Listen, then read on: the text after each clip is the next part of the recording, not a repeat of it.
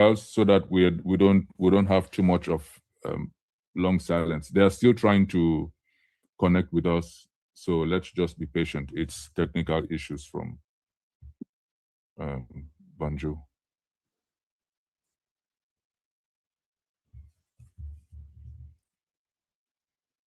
Please, those who are coming in, if you can, if you're going to participate, or if you want to, it will be better if you can bring, you know, put your name on so we know who, because when we just see numbers or funny digits or letters, it's hard to follow. We have a hand up, Mr. Benjamin Aki. As Secretary, do you want to unmute Benjamin Aki?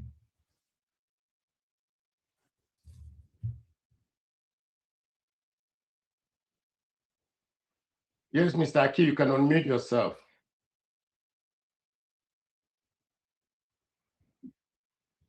Hello? Yes. Yeah, thank you very much, Mr. Tomocha. I don't have anything to say. I just wanted to greet you and greet your audience. And thank you for organizing this opportunity to have a chat with the president-elect of Cameroon. And I think you are taking the right direction, because right now our people are looking for a way to engage on the important questions that affect the people of former British Southern Cameroons.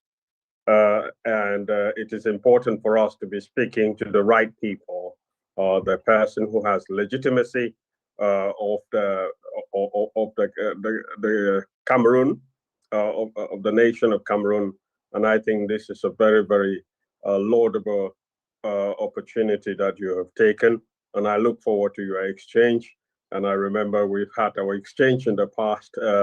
I applaud the professionalism of the town hall, and I applaud and I trust very much the professional handling of this discussion by Mr. Ato Moche. And I also greet Professor Nubong. I see he's also here preceding. I always appreciate this tradition of the people of former British Southern Cameroons. As many of you know, I'm a follower of Ntumaza, and in the 1950s, he occupied a position which was not very, very popular among the people of former Southern Cameroons. But nonetheless, he had the opportunity to air his views, right? So because he stood very strongly for reunification, with the aim of going over to the east and changing the conditions there for our people. So with that tradition in mind, that civility, that possibility to hold your view and yet listen to somebody who thinks differently, I think we cherish that very much. And this is what we will bring. My hope is this is what we bring to the union. If the conditions work out that we stay in the union, our mission is to transform all of the nation of Cameroon to have that kind of level of civility and engagement on any question. Any question can be discussed and a solution can be found. So I thank you very much, and I look forward to this much awaited discussion. Thank you very much, Mr. Akin, for your kind words. And I would give credit not just to myself. It took an entire team, an entire collective effort to make this happen on both sides, on our side, and the team around His Excellency was very, very gracious, very, very courteous, very professional. And they also, you know, I would share your kind words with them. But thank you.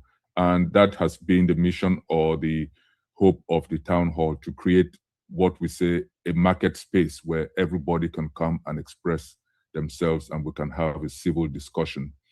And yeah, you know, Mr. Moderator, there are other two hands. Wait for our guests who, like you said, has some connections. I think this is really the time for people to really be sharing these thoughts, which it's really very important for us to hear, rather than actually to, so we should just get as many people as possible to share so that we can just listen.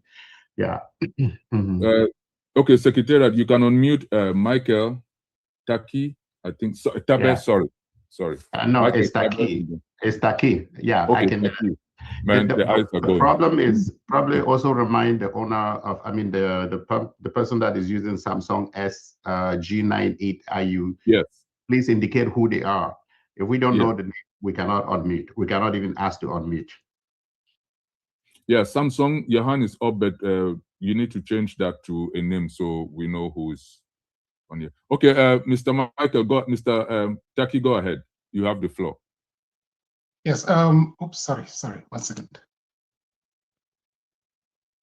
Yeah. Thank you. Thank you so much, Mr. Moderator. I just want to shout out to the whole team behind you. I think when you were giving like a rundown that you've been existing since about 2021, this Correct. is something that we as a people should take note. We have to respect consistency. For you to have managed to survive since then to today means there is some sort of, I would say, foundation behind it.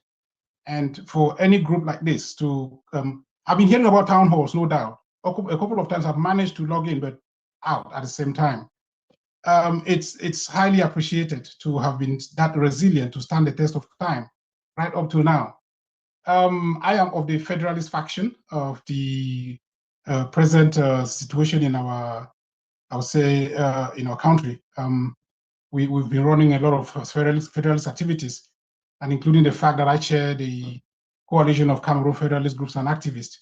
We've been working with the president-elect for a long time, right up to the time that we actually endorsed him, his candidacy. What I mean, we of the federalist faction, and paved the way, promoted his campaign towards right up to the point where he was, I would say, elected.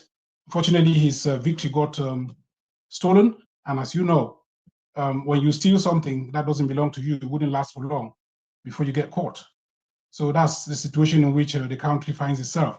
So for us as a people, and for you as a very strong force to organize an event like this, to meet with the president-elect, actually it's historical, and I think we should always look at the positives. We should think very, very hard on how to use opportunities like this to make or build very powerful bridges than looking or making positions which we cannot, that would not give us the opportunity to listen to the other side. So I'm very, very pleased that should he come up today, we are kind of showing the interest. I mean, as of now, we are about 80. I logged in when we're about 15 or so. So this shows the intake of this, I would say, this meeting. I just want to say, if somebody has not forwarded a link, please, they should do so as well. They should forward a link to the various groups that they belong to, because that's what I managed to do as well. So please just send it away so that we have more people come in, so that the president-elect himself, you would know that we take him very seriously, and we want him to know that wherever he is, our thoughts and prayers go up to him. So thank you very much. Thank you very much for those kind and solid words, Mr. Taki. And again, you're welcome. All opinions are welcome. We believe in freedom of expression, and we believe in, you know, the mandate rests with the people, and that mandate has to be validated, right? That's why they have elections, so that people can go and express themselves. You may know the polls, you may know how popular somebody is, but unless that following is legitimized, it only remains, you know, it doesn't have any power behind it. So we try to create an atmosphere where Southern Cameroonians can come together, express their views. Everybody's entitled to that, to their opinion, and then let the people decide. So thank you for coming in, and we are always open. Mr. Moderator, again, remind the person with the hand up Yes. that if they don't identify themselves, at least privately, I've sent them a chat message. The Secretariat has sent them a chat message. If they wish to identify themselves, then we would recognize them to ask their question. And I think also just reminding our last speaker also that the number of us that are here is just a tip of the iceberg, right? The many more hundreds of people that will follow on Facebook or on other platforms that are not directly linked to Zoom. So it's good that everybody understands that. It looks like there's another hand with the name Eugene identified, Mr. Eugene Ate. So, yeah, Dr. Ate. Yes. Yeah. So, okay, sorry. Can you ask him to unmute?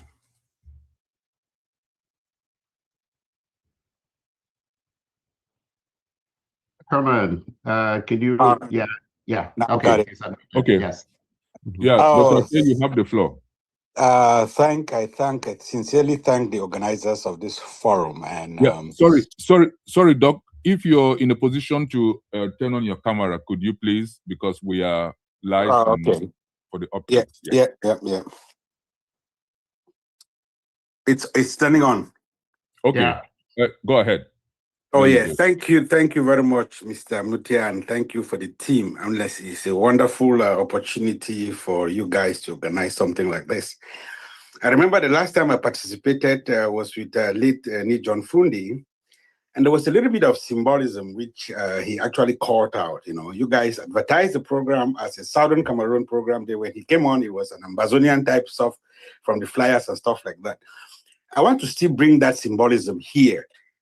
Because Southern Cameroon, I know we are an activist and pushing group that is trying to get our identity out there. So if our goal is political symbolism, then we are right to call Mr. Issa Tchiroma as the president-elect. If the goal is the Southern Cameroon's identity politics, it is right. But if the goal is civic education or legal clarity, it is not right to call him president-elect. If the goal is avoiding confusion or tension, it is not right to call him president-elect. Because as we know, the president-elect of Cameroon is the one that was sworn in. I speak from a position of the SDF. I don't speak because I'm CPDM that I'm saying Paul Biya won or not. Issa Tchiroma won the election, and as part of our civic, symbolic, resistant move, we can call him president-elect. But I think we can frame our language in that we say the president-elect in the eyes of his supporters, the president-elect of the people's vote, though not officially recognized, or the president-elect in moral terms, not constitutional terms. This is just my contribution. Thank you. Thank you very much, Mr. Dr. Moderator. Can I pull a little bit of secretariat privilege? Go ahead. to chime in. Thank you very much, my brother. I think you raised several questions that it is important we tackle. First, it should be noted on the record that when I will use the word Chairman Frundi was at the town hall, he was addressed as His Excellency. I did not hear anybody from SDF also refute whether or not he won the 92 election or whether or not that was legitimate or legal. Right, and there is the difference between legitimacy and legality. In the case of Cameroon, yes, our guest is here, Prof. Yes, so we will carry this after the guest will leave. So I'm going to step back. Yes. So if you can go ahead and introduce. Barrister Joyce, do you want to introduce Mr. Amon, and he will introduce our guest? Secretary, do you want to? No, you go ahead, Ato. Go ahead. Yeah, Barrister Joyce, are you there? Can you unmute her? I'm on. Can you guys hear me? Yes. Okay. Hello, everyone, and welcome to this edition of the Town Hall. I'm sorry, I'm just getting ready at my device. Yes, so welcome to this edition, the 95th edition of the Town Hall. I have the honor to introduce the guest, who would then introduce our speaker for today. And amongst us, we have Mr. Abdelaziz Munde Jimbam.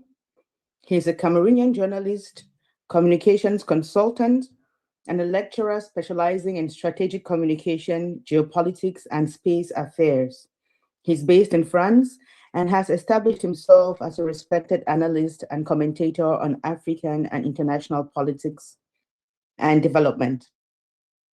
In addition to his academic and professional engagements, Mr. Munde serves as an advisor to His Excellency President-elect Issa Tchiroma Bakary, providing strategic counsel on political communication, public affairs, and international relations. His expertise at the intersection of media, geopolitics, and governance has made him a sought-after voice on issues shaping Africa's evolving political and strategic landscape. So, Mr. Munde, you're welcome to the Town Hall, and the floor is yours.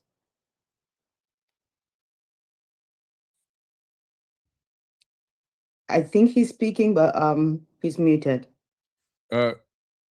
1 second. Secretary, can you unmute him? Yes, it is up to him to unmute. He's on. Amon, if you can hear us, unmute yourself.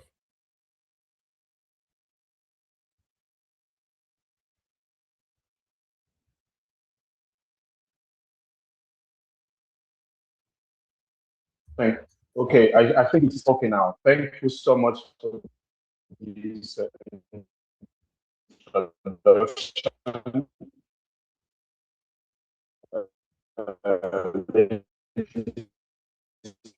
Is it me or his network, Mr. Moderator? His network.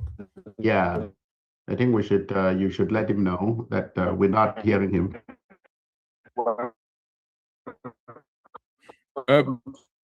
Mr. Amond, you can turn off your camera, your network. Prime importance for citizens and politicians, offering the opportunity for an exchange between President-elect His Excellency Issa Tchiroma Bakary and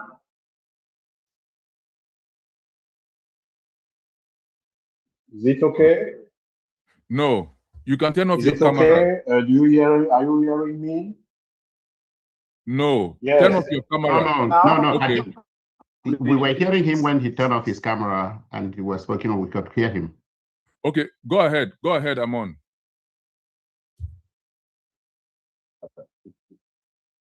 Okay. Are you getting me now, please? Yes. Hello. Yes, are you getting me now? Yes. Yes. Okay. Yes. Thank you. Thank you. Thank you. Thank you.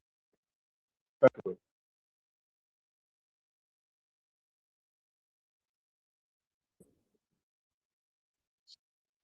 Ladies and gentlemen, welcome to this moment of prime opportunity for an exchange between President-elect His Excellency Issa Tchiroma Bakary and his compatriots, particularly from Southern Cameroons, in the wake of what he has been committed to over the past few months.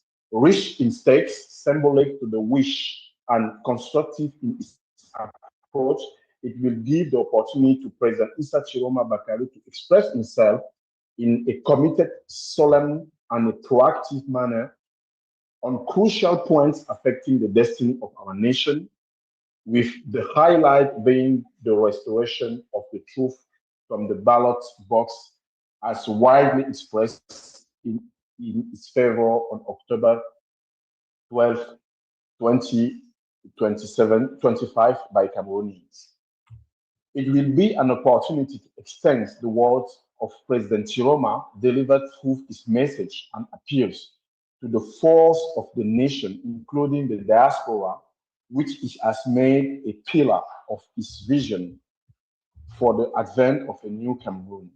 Indeed, through a sustained, articulated, and sustained presidential communication approach, President Issa Tchiroma Bakary, drawing on his letter addressed to the Cameroonian on June 25, 2025, after his resignation from the government, The transition program built with forces of change and its vision of Cameroon expressed itself on topics of primary interest to our country, notably a call, to name a few, a call to the people to take their destiny into their own hands, to mobilize for the restoration of the truth and integrity of the ballot box and the restitution of the popular and unprecedented victory achieved on October 12, 2025. A repeated call for the diaspora and to the diaspora, one of the pillars of Cameroon's structural transformation, put into perspective the concrete effect of the adaptation of multinationality or adoption, of multinationality and investment incentive in technological and scientific fields. Tributes paid to key players, key figures among the forces of change, first and foremost by Anise Ekane. The deterioration of values, the loss of reference, and the downgrading of our country. The highlighting of Cameroonians who provide daily support to President Tchiroma. A call to the defense and security forces, that is a very important point.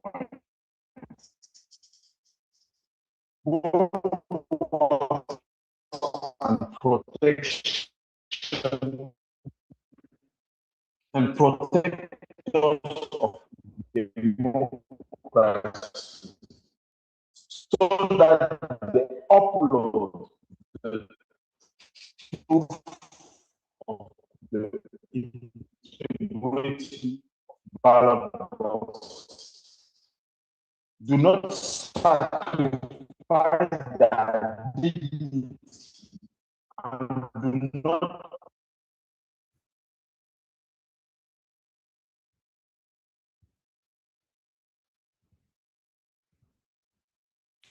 Wow.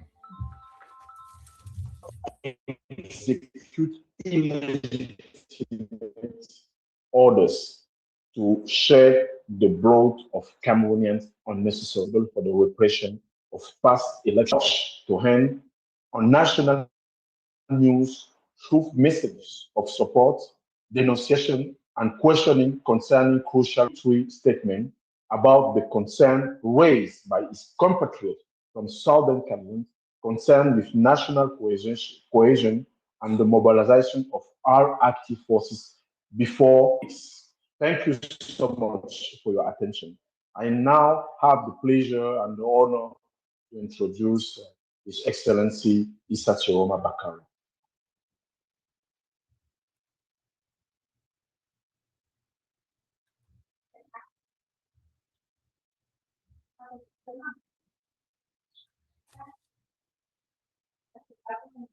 Your Excellency, you have to unmute. Thank you.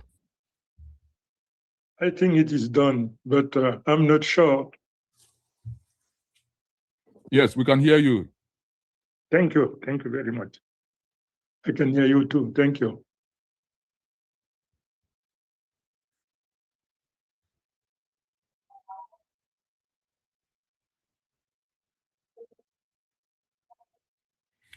The floor is yours. Your Excellency, the floor is yours. Okay, thank you. I'm very much pleased to be there. And first of all, I would like to congratulate and thank the moderator. Give me the opportunity to be here. And I would like to congratulate all of those who are involved in this very important meeting. This is the first time that I have the privilege to be here. And I wish from today onwards, whenever need be, whenever need arises, I am ready to join, to explain, to enlighten, to be enlightened, to receive any meaningful information. I don't know if you can see me. Yes. You can. Okay. Yes. So, thank you. Thank you very much for giving me the opportunity to talk to you in this occasion. And first of all, I would like to congratulate and thank all of those who in one way are involved in the process of organizing this in particular. I would like to praise and compliment the organizer of this meeting, which gave me the opportunity to be there. I would like to hail and to congratulate whoever, for one reason or other, at any given time, was involved in the preparation of this meeting. Congratulations. Thank you very much. So if you can remember, in October 12, 2025, the people of Cameroon overwhelmingly cast their ballot in my favor. The victory was overwhelming. It is known by all over the world. There is no way to contest, to protest. But despite the will of the people, the former head of state, Mr. Biya, refused to comply by the will of the people and continue to confiscate power and to threaten, arrest, and kill whoever claimed the truth of the ballot box. So I am a repository of the will of the people. The will of the people is something that I will never accept, happen what may. This is my responsibility, the protection of the will of the people, happen what may. My commitment, and I would like this to be brought to the knowledge, not only Mr. Biya, and whoever is involved in the process of confiscating the power, depriving the people of its right. I would like them to keep in mind my commitment for as long as I am alive. My commitment is to work out means and ways which will enable me to raise to power according to the will of the people and to comply by the will of the people. Because as you know, I received the mandate that I have to implement within the framework of our constitution, of course, and within the framework of the mandate that I received. So I'm very much pleased to first of all, to say my determination. And I would like to those whom I am today a bearer of hope and who trust me, who believe in me, let them understand that first of all, I am in a good health. The Lord gave me this opportunity to be in a good health, and I am determined to stand by the people, because what many people do not realize today is the stratagem put in place by Mr. Biya, not only to confiscate power, but to transform the Democratic Republic of Cameroon and a disguised council monarchy. The purpose behind this is to enthrone his son, is to appoint him to become the vice president and to continue after his demise. I want to warn him, I want to warn whoever, the power is the will of the people. I am a leader of 30 million of our Cameroonians, ready to jump into the arena and to use whichever means available to them to retrieve power. So I would like at this level, let Mr. Biya understand that his time is over. He has to realize, and he knows it very well, but he refused to comply back. The Lord has not created something that can last forever. After 43 years of age, in power, and 99 years old, he adamantly refused to go. My people, the people of Cameroon, will compel him, will oblige him to leave the office. This is a matter of time. This is a matter of understanding, because all Cameroonians, they are already fed up. The situation becomes every day unbearable for thousands or thousands of Cameroonians. He has to understand this. This meeting is being recorded. The patience of Cameroonians is growing thinner and thinner. They are already, their backs against the wall. All of us, we have our backs against the wall, and we have no choice to fight back, happen what may. Whatever we have to pay, we are ready to pay. But Mr. Biya must understand that his term is over. We will not accept whoever he may appoint at any given time to be the vice president. He is illegitimate. He is illegal. Even the change of the constitution is illegitimate, is illegal. We reject it. We do not accept it.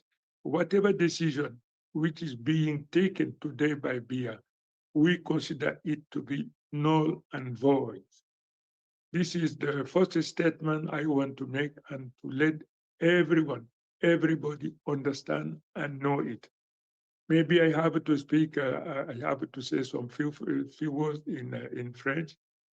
Je voudrais exprimer ma gratitude à tous ceux qui, d'une manière ou d'une autre, ont contribué à la mise en place de cette cérémonie, à toute la diaspora de par le monde en général, en particulier la diaspora basée aux États-Unis. Je voudrais d'abord lui renouveler mon sentiment de gratitude. Parce que cette diaspora, comme beaucoup de diasporas, contribue au quotidien à alléger la souffrance de nos compatriotes au pays qui se trouvent dans un dénuement, dans une souffrance inextricable, incompréhensible. Cette diaspora est en train de jouer son rôle merveilleux. Je l'encourage, mais je fais savoir, pas seulement à la diaspora basée aux États-Unis, mais à toute la diaspora où qu'elle se trouve.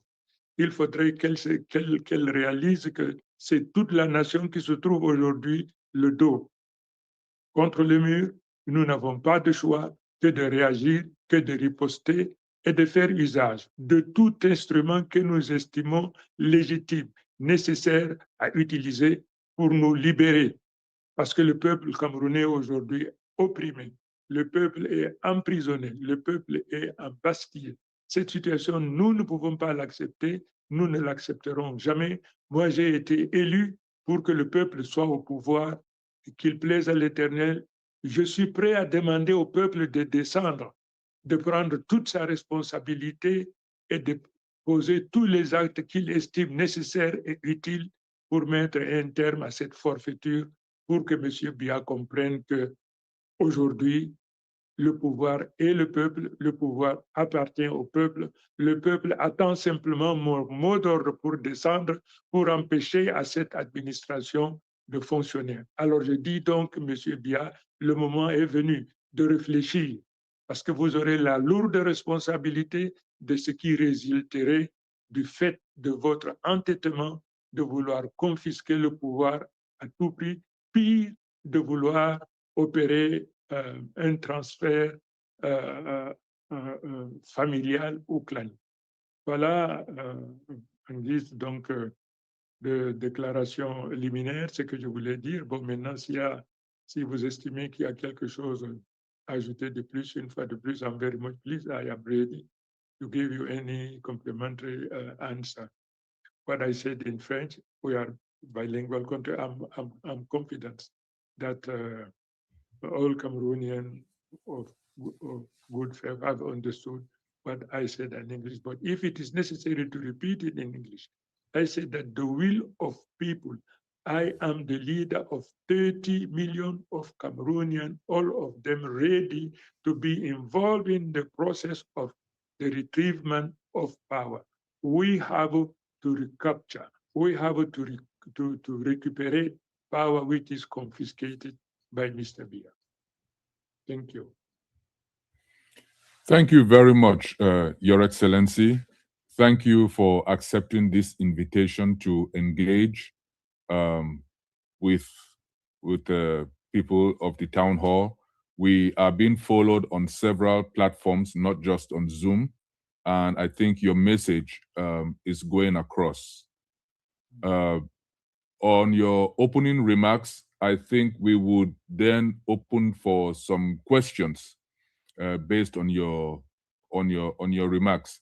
But before we open, just as a follow-up to what you said, that the people are waiting for you to give the green light, le mot d'ordre. What is holding you back from giving this? There is something which is holding me back. If I tell you right away what is holding me back, I lose the privilege of having it. What I can say, and which is easy to understand, we have to create enough momentum because Cameroonians are fed up. Many Cameroonians cannot afford to have 1 meal per day because our natural resources are being plundered, looted by the gangsters who are at the helm today. So you have many Cameroonians who are starving, who cannot feed themselves, who cannot educate themselves, just because you have people who have decided to embezzle money and to mismanage and have opportunity to prove what Mr. Biya, as a ringleader of mafia-like state, I have already demonstrated, and many other people have demonstrated that Mr. Biya is at the how can I say, is the godfather of what is taking place today in terms of embezzlement, in terms of misappropriation of public funds. This by 10 and thousand of billions, 1,000 billion embezzled. The reason why Cameroonians are in desperate situation today, they cannot feed themselves. They cannot feed themselves. So my commitment is there. You raised the issue of knowing the reason why I abstain from giving the mot d'ordre. The mot d'ordre will come because when it comes, it comes once. And once it is done, it is a matter of maybe hours or days, I don't know. This regime will have no choice but to leave the offices. Thank you very much. So I'm going to open the floor so that people can ask questions. And we are asking people to send their questions by chat to the Secretariat. And the questions will be asked to His Excellency. It will be put on slide, and His Excellency would answer those questions. So we're going to start with one of our mothers in our community, Dr. Maggie Kilo. You're welcome here. Thank you, Mr. Moderator. I'm ready to ask my question, and I hope everybody can hear me. I can hear you, madam. Thank you. I can hear you. All right. Thank you, President-elect. This is the 95th session of the town hall, and it's a significant number, especially when you think about our country. Now, we've had many highly regarded people come to talk to us. And one of them, the late interim president of the Republic of Liberia, actually addressed the town hall and emphasized when he was comparing the experience of Cameroon, Southern Cameroons and the Republic of Liberia in their war. He emphasized the fact that we should not allow this war to go on for 10 years. I mean, And here we are knocking on the door of 10 years. And the people are crying for peace. We as mothers, we want peace. Peace without development does not happen. So we want peace. We need the peace. Now, why 10 years? Because if a child is 6 years old and is about to start primary school, and you go for 10 years without any education, that child is a stark illiterate at 16 or 17. And to educate that child becomes a problem. So we are creating a situation, or we have a situation at hand, that the person who declared war on us cannot stop the war. And yet we know war is easy to begin, but to stop it is not easy. We now have even criminality. We hear all kinds of stuff coming from the home about the criminality and all of that. So without education, without skills, our children who are hardworking, we are hardworking people. We cannot even put our own prosperity in line. So what would you do to make sure that the people who are now praying and demanding peace get it as soon as possible and can return home and work for the education of their children, their families, and the prosperity that our people deserve? Thank you very much. Well, thank you for raising this compelling question. I understand you, madam, but I have a very easy answer. The implementation of my program, I decided that for the time being, I am president-elect. Tomorrow, I will be president of Cameroon, and after tomorrow, president of the Federal Republic of Cameroon. This is in my program. My commitment, first of all, to bring to an end this war the day two when I arrive in power. The day two, I will proclaim the ceasefire. I will, as I said, you see, when I am in the office, the celebration, the day that all Cameroonians will come together in order to celebrate their own victory, because I am only the representative of the will of the people. This day, I would like people from the diaspora, no matter how many they are, we have to make it possible to give them the opportunity to come and celebrate here with us. Madam, this the dual nationality will be given to all our brothers and sisters settled abroad, and for some of them who have already spent years and years, maybe decades, without having opportunity to come here, I just will give them the opportunity to join home, to come here. This is the second phase. This is the first phase, and it is easy to be done. But as far as the federalism is concerned, I will bring together all knowledgeable people in terms of economy, in terms of law, in terms of tradition, all of those who in one way or other, when we organize a round table, a brainstorming around this question, they will enlighten us to let us understand which form of federalism, given the plurality of our tradition, our culture, given the diversity of our natural resources, because we have the privilege by the Lord who bestow us with a lot of natural resources. They expect with the spirit of transcendence. I will put them together to make a concrete proposal.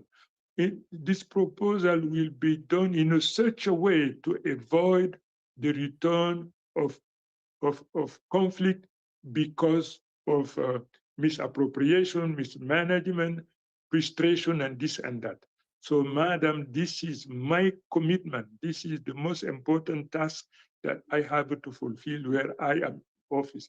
Indeed, this is not something that can be achieved overnight, which means that when I arrive today after tomorrow, by decree, I do it. Understand what I am saying?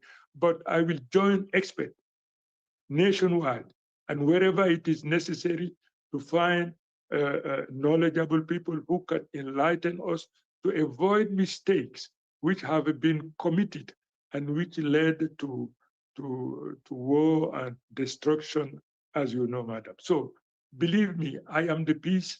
I am the peace, and I can solve this problem without problem. Thank you, Your Excellency. Secretariat, do you have any questions that have come in? Yes. Yeah. We think we'll go to Barrister Joyce for those. Okay, Barrister, you have the floor. Thank you so much. It was such an honor to listen to you, Your Excellency, as you told us what your missions and purpose is. And it gave us a lot of hope, me in particular, to hear the words that you spoke. And we have a couple of questions from some of our detainees, people who have been detained since 2016. And I'll just read the questions as they came. Your Excellency, in 2022, the UN Human Rights Court in Switzerland opined that the abduction of the Naira 10 in Nigeria and their subsequent extradition and imprisonment in Cameroon were both illegal, and asked for their immediate release and compensation, which the Biya government has not respected, even though Cameroon is a signatory to the UN and signed international treaties that supersede its national law. As someone who had been falsely detained by the Biya regime, later served as minister in his government, but today you find yourself in exile, how do you feel about the Naira 10? And what message do you have for them? Madam, I think that I have already solved this problem. When I am in the office, all political prisoners will be released, all of them. It is necessary to be tolerant, to be transcendent, to understand that what took place, which broke many families, which caused the demise of many people. I said that when I am in the office, there will be no more any political prisoner for whichever reason they find themselves in custody. I will liberate them. Immediately they will be released. But all of those are involved in this. I will take the decision in such a way that they will be part of the panel that I'm going to put in place in order, from their experience and what their enlightenment, what can they help us achieve in order to avoid it. But as far as the prisoner, what do I think about this and that, madam? All of them have been wrongly imprisoned, but it doesn't matter. They will be released. All the political prisoners, they will be released. Thank you for that reassuring response. I would ask the second question, which still came from some of the detainees in prison. And it says this: in 2008, the African Court of Justice recognized Southern Cameroonians as a people. And when the Prime Minister at the time, Dr. Dion Ngute, described us as terrorists, the judge asked if terrorists take people to court, and he had no answer to that question. Their ruling was ratified by the African Union, to which Cameroon is a signatory.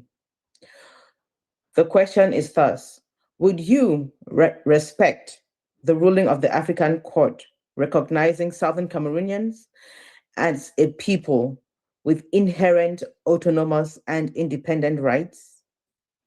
If so, how will you go about doing that? Madam, I am inherited very well-known situation. In my capacity as a head of state, my responsibility is the protection and the promotion of the protection of the continuity of the border inherited from the founding father of our nation. You see, this situation, madam, is very delicate, because if you shake open the Pandora box, the next day, many other people would like to go because of frustration, because of this and that. Let me be there, understand the reason why they are adopting this extreme position, because I will never allow the split of this nation. Never, ever allow this nation to be broken into pieces.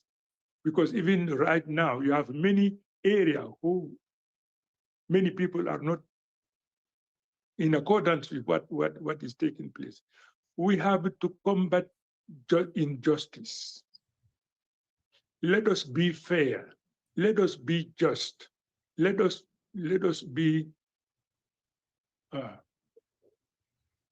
Let us understand what move people. But what I can tell you, madam, people are frustrated because of injustice. If you put in place an independent justice, fair, just in the management and the judgment of any case brought to their knowledge, believe me, this problem will disappear. I will take the decision. I will do whatever is indispensable to be done in order to justice be fair. And during when we put in place the federalism, such a problem will not emerge to the extent that it becomes a problem. Thank you so much for that answer. I will yield to the other members of the Secretariat to read the questions that have come up in the chat. Thank you so much, Your Excellency. You're welcome. Secretariat, you have other questions? We have a few hands up, but let's take the questions that have come in. Yes, I think I will let Barrister Harmony Bobga ask his question in person. If he's there, just unmute yourself or raise. I see the question, but let him ask it himself. Barrister, are you there?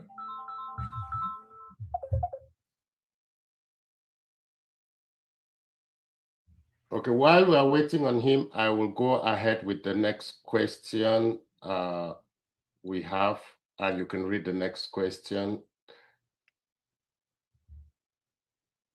Okay, Your Excellency, this is the next question. You have recently resided in Gambia. Are there any lessons from the Senegambia experience and history you think are applicable to the East Cameroon, Southern Cameroon's situation? If so, what are they and how are they applicable?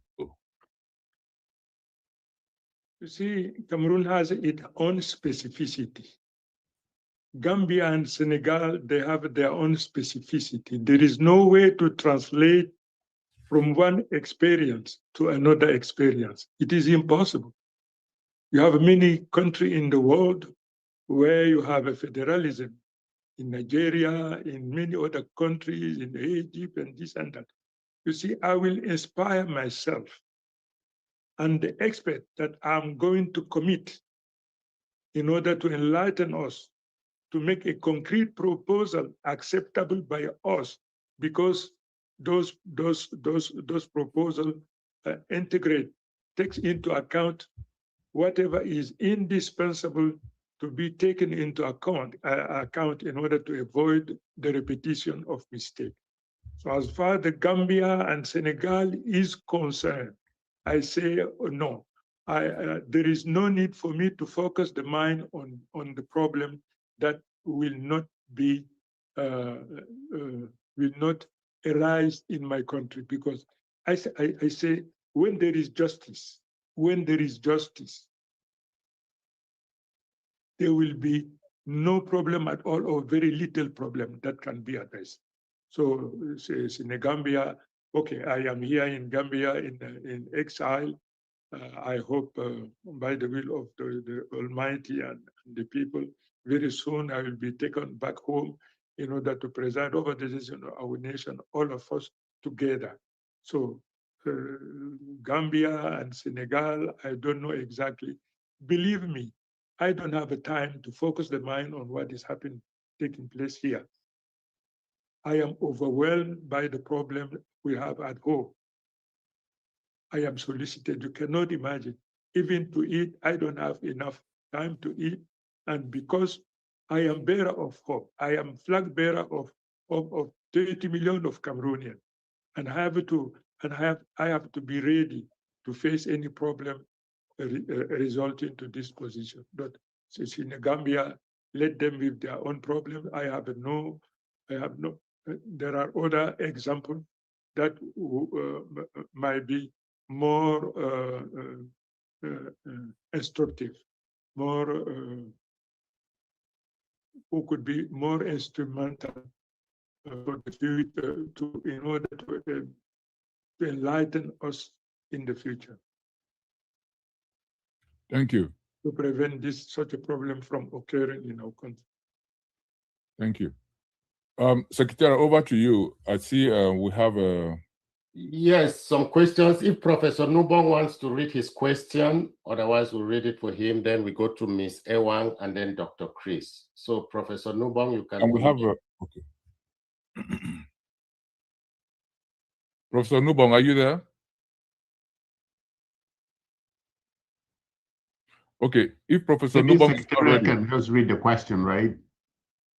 Herman, can you just read the question if he's not there to save time? No, he says, Mr. President, what is your vision for the people of Southern Cameroon to manage their specificity as Anglophones and Southern Cameroonians that came with the Union? Would you be prepared to support the restoration of parliamentary democracy with regional parliament headed by a prime minister in Southern Cameroon, as was in the case in 1961 to 1965? Well, why not? The problem, we have to commit experts. They will study, they will analyze. Consultation nationwide has to be taking place in order to enlighten us.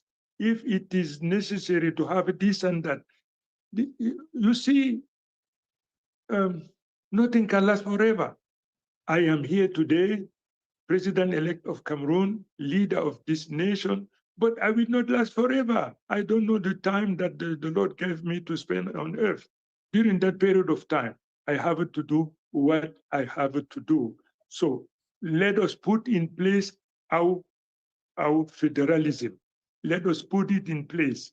In this federalism, we will find the solution that we are dreaming of. But in case this is not the case, we will find an alternative solution to what you have in mind.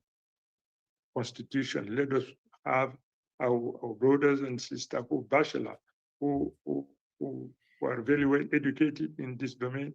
They will enlighten us. I'm going to recruit experts all over the world in order to shed light on what we are doing, to share their own experience, and we will draw the right conclusion after consultation with all of them. Thank you very much, Your Excellency. Yes, Ms. Ewang, the floor is yours. Unmute yourself. You can unmute yourself. Okay, she did. Cool. Good afternoon, Your Excellency. Good afternoon, everybody. Ms. Lina Wang, based in the United States, coordinator. I was humbled to be nominated by you, and thank you so much for choosing me among many Cameroonians. So for my question, a lot of Cameroonians are saying that why is Mr. Tchiroma in Gambia? Some of us, we know how what you went through to find yourself in Gambia. We know you did not abandon the fight. So my question today is, what will you tell those Cameroonians who are asking that question? Because even if we are giving explanation, they don't believe that you went, like, they feel like you abandoned the fight. What can you tell them? Because many of them are connected, or they will be following this recording later on. What message can you give to them? Thank you.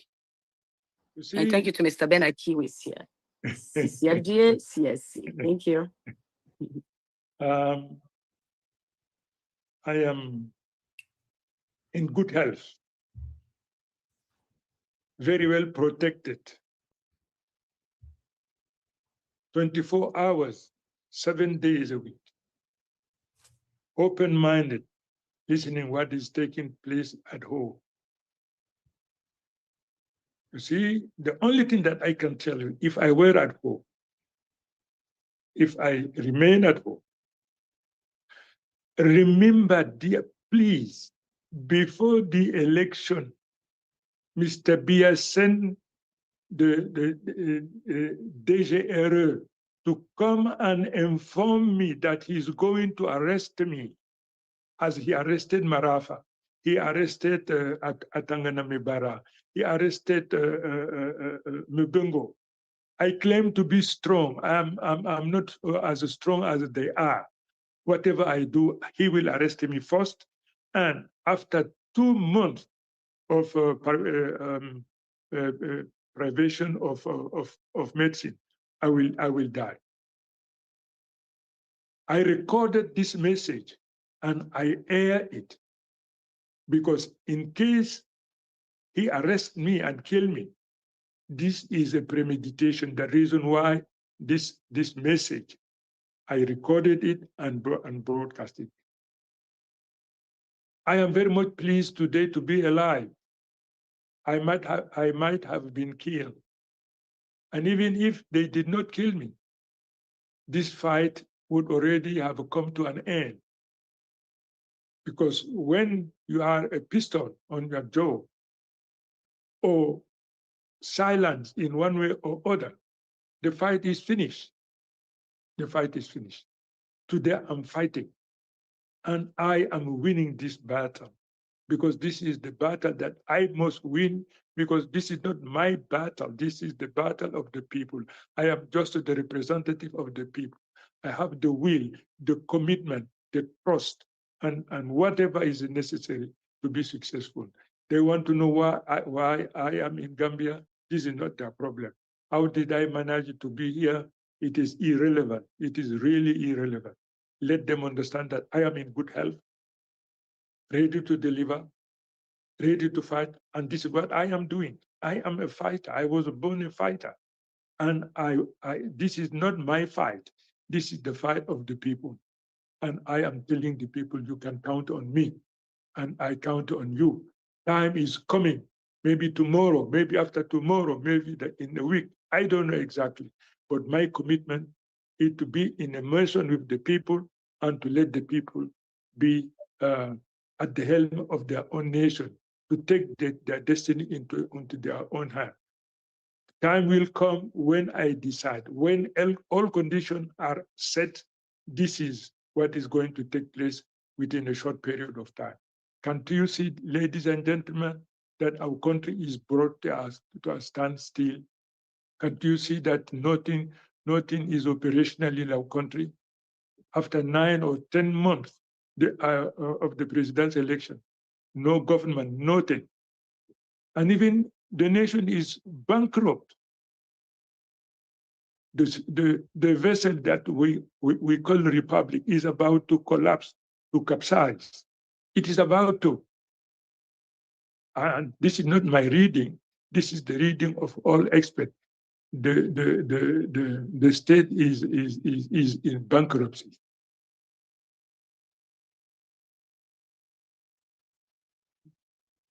Dr. Chris is next. Thank you very much, Your Excellency. It's so nice to see you. And we're all really pleased to know that you're in good health. I want to thank you so much for the respect that you've always had towards our people. We saw that in your commitment to attend this town hall and to engage with our fellow compatriots in the diaspora, but also around the world, including back home. As the moderator said, this program is being streamed live on multiple platforms, YouTube, Facebook, and TikTok, and many others. So you're being listened to, not just by diaspora members from Southern Cameroons, diaspora members from all of Cameroon across the globe, but also from our 30+ million compatriots back home. Many of us were very pleased with your efforts in 2025. We saw how you campaigned in Bamenda, in Boya, in Limbe, and we were very struck when you went to Bamenda and you openly said you wanted to apologize to our people for the destruction, the atrocities, the killings that they had succumbed or that had been imposed on them for, at the time, 8 years, now going to 9 years of conflict. That was very heartwarming. And what you've said today about the fact that your openness, first to free political prisoners and to sit down with experts across the board to listen to them and find a new path forward, is very promising. As some of the speakers have said, it gives a lot of hope. And so my question for you is, now that we're on the eve of change,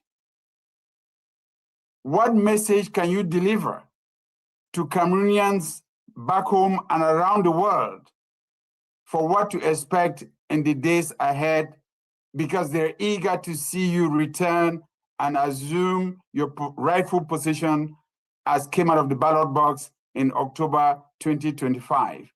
And then, will you instruct your team to set up a permanent line of conversation and communication with this platform so that some of the issues that have been raised can then be discussed and studied and documented, so that when you get into office and you're sworn in, these issues can be channeled to you properly at a time when you have the latitude to be able to make decisions and see them implemented. But Your Excellency, it's such a pleasure to see you, and thank you for making the time to come talk to us and to our fellow compatriots about your hopes and expectations for the future.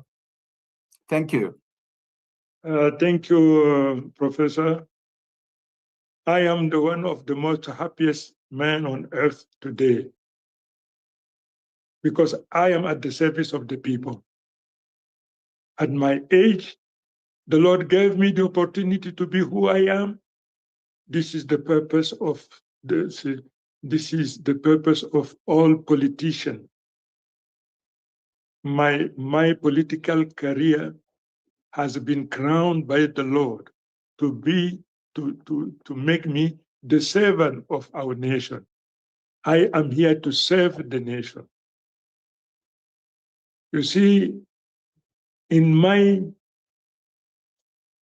reign, there will be no corruption. There will be no corruption. Before I enter into the office, I will abide by the Article 66 of our Constitution. You have to know who is Tchiroma. So, being so proud and grateful to the Lord who gave me the opportunity to be what I am today, my fellow compatriot will be very much pleased with me, because my experience, I spent time in prison, more than 6 years. I might have been killed there many times. I have been the founding father of the coordination, the Frondi, led Frondi, and other, Ebo and other. I have been one of the founding father of coordination of political party. I was involved in all the political fight in my life, because I was born a fighter to protect justice. Caring and sharing, this is my philosophy. So as far as those who do not know exactly what I am doing, I have many teams. I have an expert, renowned expert. We are capable of starting the next day of our arrival in power. I have already a team which is working. I have a team. Let all Cameroonians know that we are ready. We are ready. We are ready. So I would like to thank you for this marvelous question. Permanent line, yes, I have an expert. A while ago, I listened to Abdulaziz, one of the experts, and have many lecturers of university. There are many of them who are ready to supplement, who are ready to give me the necessary support in case I am not enlightened, in case I don't have enough instrument which enable me to penetrate, to decode, to decipher the situation. I have the necessary expertise. But as you know, the leader is not somebody who knows everything. No. The leader is somebody who's capable of identifying the expert, the expertise, and make a good use of them in a most appropriate manner. This is the spirit which is animating us. This is the advice that I receive from all my advisors, and I am very much delighted and pleased. This question, let them forward them to me. In case I didn't properly answer, my expert will examine if there are some aspect that deserve to be brought to my knowledge with a specification. They are going to doing it, but I am ready. Thank you. Thank you, Your Excellency. So, Mr. Pafrung Kimbang, you have the floor. Ask Your Excellency. Thank you very much. I thank God, Your Excellency, for your good health and your good spirit. My name is Fru Kimbang, coming to you from Boston, host of African Hour since 2000. Your Excellency, I have listened to you and your wonderful introductory speech. You have mentioned several times federalism. Could you please, in your opinion, tell us what kind of federalism you envision for Cameroon? Thank you, sir, and God bless you. Thank you. There is one form of federalism I will accept and adopt. The federalism which brings together all Cameroonians from wherever they are. The federalism which will enable me to rescue those who are in problem. The federalism which will enable all Cameroonians to feel at home, to be ready, to be committed, to be involved in the process of the making of the nation. That reason why I say I'm a politician. I'm a politician. I'm not an expert in the domain of judiciary, but I am a politician. I will commit the expert. You, where you are in United States, wherever there are experts, my team, take the issue to my team in order to enlighten me. The kind of federalism I want is the most humane federalism, which give equal chance, equal opportunity. The son of a soldier, the son of agriculture, of a farmer, must have the possibility to become head of state, to become minister, to become expert in any other areas. We are human beings. Let us celebrate what we are, because all of us, we are the son and daughter of the same creator. If this is your spirit, if this is your mind, nothing can bother you. You see, the privilege that I do have, the wealth, yes, it is good, but it has never disturb me otherwise. You see, the reason why I say when I am in office, do what you want, but don't touch what belongs to the people. The protection is there. I will put enough deterrent to prevent, to discourage, to prevent people from wronging himself to touch what is forbidden. Okay, follow up, Your Excellency. Is it the kind of federalism of assimilation or the kind of federalism of maintaining individual identity and moving for us to move together as a whole? You see, I am open, as you said in English, open and minded. The expert will tell me what is the best for Cameroonian. The expert brainstorming the question, sitting around the table and discuss, because we have to prepare the heritage that we are going to hand over to our daughters and so on to the next generation. Let us not put them at the tight corner. Let us be open. Let us be generous. Let us look forward to the future. You see, today you are marvelous, you are rich, tomorrow you will be poor. Yesterday you were poor, tomorrow you will be rich. This is how life operates. When you have this in mind, nothing can bother you. You see, you are free. Let us be free and let the expert enlighten us to tell us where lies the best. And we always choose the best for my people. Thank you. Thank you. We would take some questions. Okay, somebody, okay. Go ahead, Mr. Unmute yourself, Mr. Mfo.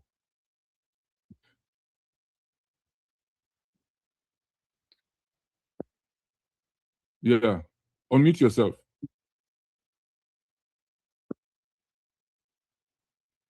Can you hear? Hello? Yes, go ahead. Good evening, His Excellency Issa Tchiroma. Also feel touched for engaging with your people and with the Southern Cameroon. I wish to ask you if you recognize the boundaries between the boundary stones between Southern Cameroon and the French-speaking Cameroon. That's my first question. Secondly, the type of federation that our previous colleague asked, is it 10-state federation or a federation between Southern Cameroons and the French-speaking Cameroon? Then my last question is, if you recognize us as being Cameroonian as a whole, during the rise in 2016 that you apologize for, the type of killing that took place, burning villages all over Southern Cameroon, killing our people. And when you lose the election, you won the election, Paul Biya, as you said, you ran away, which I really appreciate, save your life first. Nobody wants to lose souls. We know how strong they are. It's not only the capitalism of the world, not only them that are fighting Cameroon as a whole and us.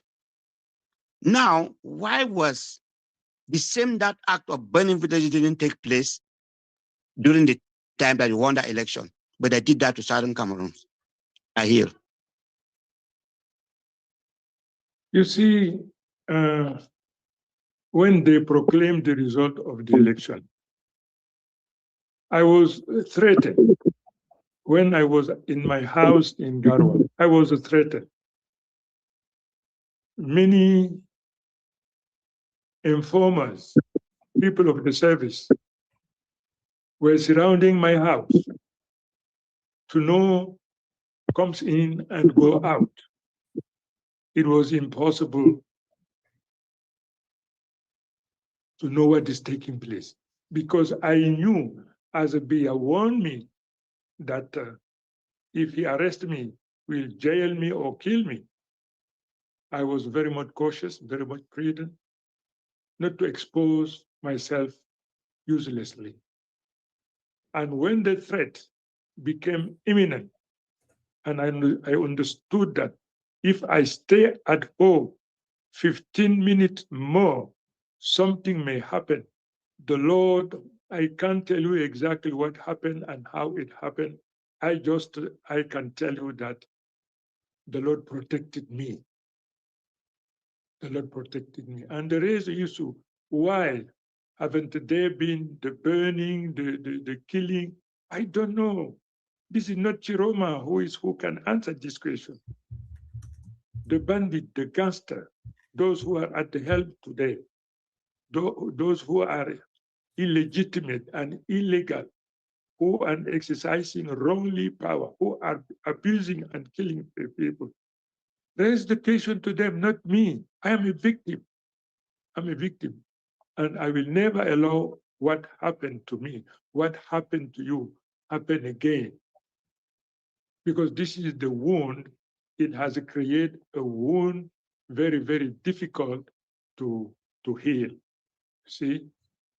So when I am in the office, we have to organize maybe many ceremonies, truth and reconciliation as the other country did it, in order to listen, in order to understand what wrong were committed by who, and in order to apologize, in order to discourse, to forgive, to understand, to forgive each other, in order to move forward. Because all of us, either we like it or not, we are obliged, we are condemned to live together. This being the case, then why to be enemy to each other as we are condemned to live together? So we have to organize ourselves,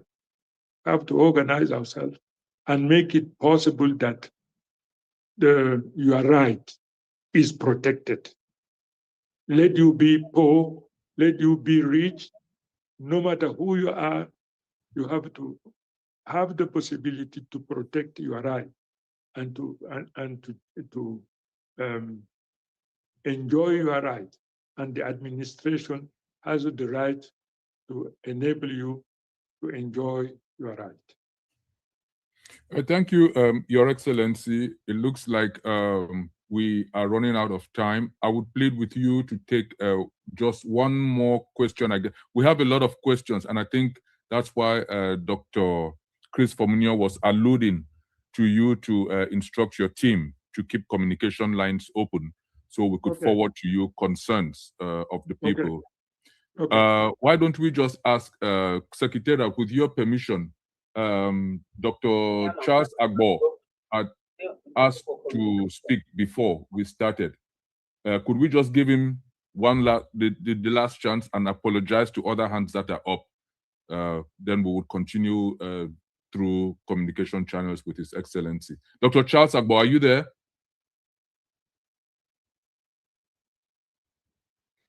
Dr. Agbo, unmute yourself. Your camera is on, but your microphone is off. Let me ask him to unmute. Yes, this is Info. Yes. Okay. Yes, I'm on now. Okay. Thank you. Yeah. Okay, go ahead. Thank you very much. Yeah. Thank you very much for giving me the opportunity, and thank you, Your Excellency, for your bravery. First of all, because it is not easy to stand against a rogue regime, and I will thank you for that. But my first question to you is that: do you agree that the union between Southern Cameroon and the Republic of Cameroon has failed? And that we have seen this failure in the thousands of our people in prison, in the thousands killed, and in the hundreds of villages burned. Now, that's the first question. The second question, so do you also agree that between, in effect, what I want to say is that Southern Cameroonians don't need anyone to give them anything. Southern Cameroonians want to give to themselves what they deserve, because only only we can give to ourselves what we need, what we want. Now, colonization construct new identities. Okay, colonization construct new identities, and these identities are not superficial; they are deep, they are systemic. For example, your country, the Republic of Cameroon, is a centralized state, whereas us, Southern Cameroonians, we have a decentralized structure. Now, how are we going to resolve these things? Bearing in mind that at least we want a rational person to be on the other side of the table. That's why we are supporting you. Because we don't want to deal with rogues. We want someone who is rational, who can understand issues. So how are you going to deal with these issues? Okay, thank you. Thank you. Thank you. Very tiny issue, but I don't know the reason why you want me to express my opinion in a problem which will no longer exist so soon as I arrive in power in the day or months to come. Why would you like me to spend time? I am not the author of this problem, but I inherited the problem. I will not escape them. We have to thoroughly and deeply look into it in order to find the right solution. I'm not the maker of this, but I inherited. There is a lot of jaundice. There is a lot of hatred. There is a lot of aversion. I understand. But only forgiveness can help us accept each other, to live with each other, to tolerate, to pardon, and to turn the page. I don't say to forget, no, to keep in mind, but to transcend and to move forward. You see, let me spend my time with the expert. All those questions that you have mentioned should be brought onto the to the table. They have to be brought to the knowledge of those who tomorrow will help us address and solve the problem. Understand what I mean?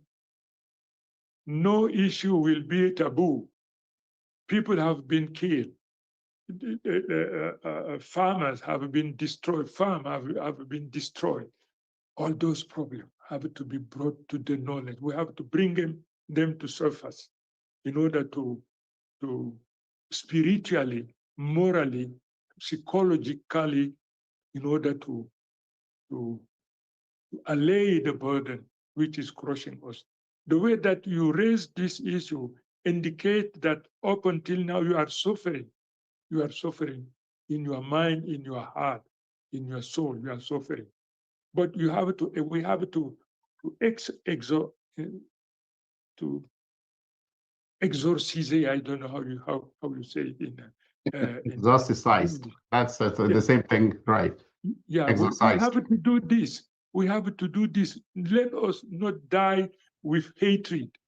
No, you have been victimized. You suffered. They kill brothers, sister, family. They destroy property. This is enshrined in your soul, in your mind, but it becomes a burden that you are carrying every day. It must never be a burden that prevents you from enjoying the moment, the instant that God gave you to be a good use of it. You see, I'm not giving you a lesson, not at all. I'm not here to lecture, not at all. I apologize. I wouldn't like this to be your understanding, but in my capacity as a leader, as somebody who has suffered, I have suffered in my life. You cannot imagine I've suffered. But from that, I draw a lesson. I draw a lesson to forgive and to move forward, but to protect yourself, but to take any preventive measure to prevent this from reoccurring, to prevent this from happening again.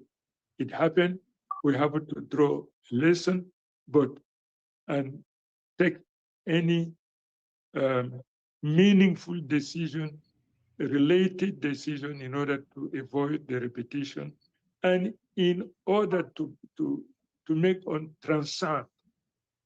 We have to be greater than the problem that is okay. We have to be stronger. We have to elevate our soul to forgive and to move forward. And we have to take all measures to prevent this forever to come back again. Thank you, Your Excellency. I said that would be the last question, but I think I lied. We have a chief, one of our chiefs in our midst, and he wants to ask you a question. And out of respect for our institutions, please indulge us and let Chief Luma ask you his question. Chief Luma, can you unmute yourself? And that will be the last question, and then we'll round up. Chief Luma, are you there?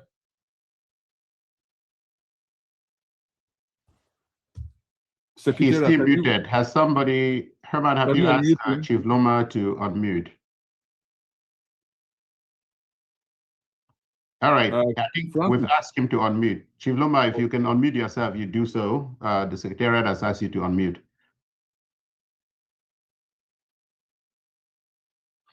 Okay, well.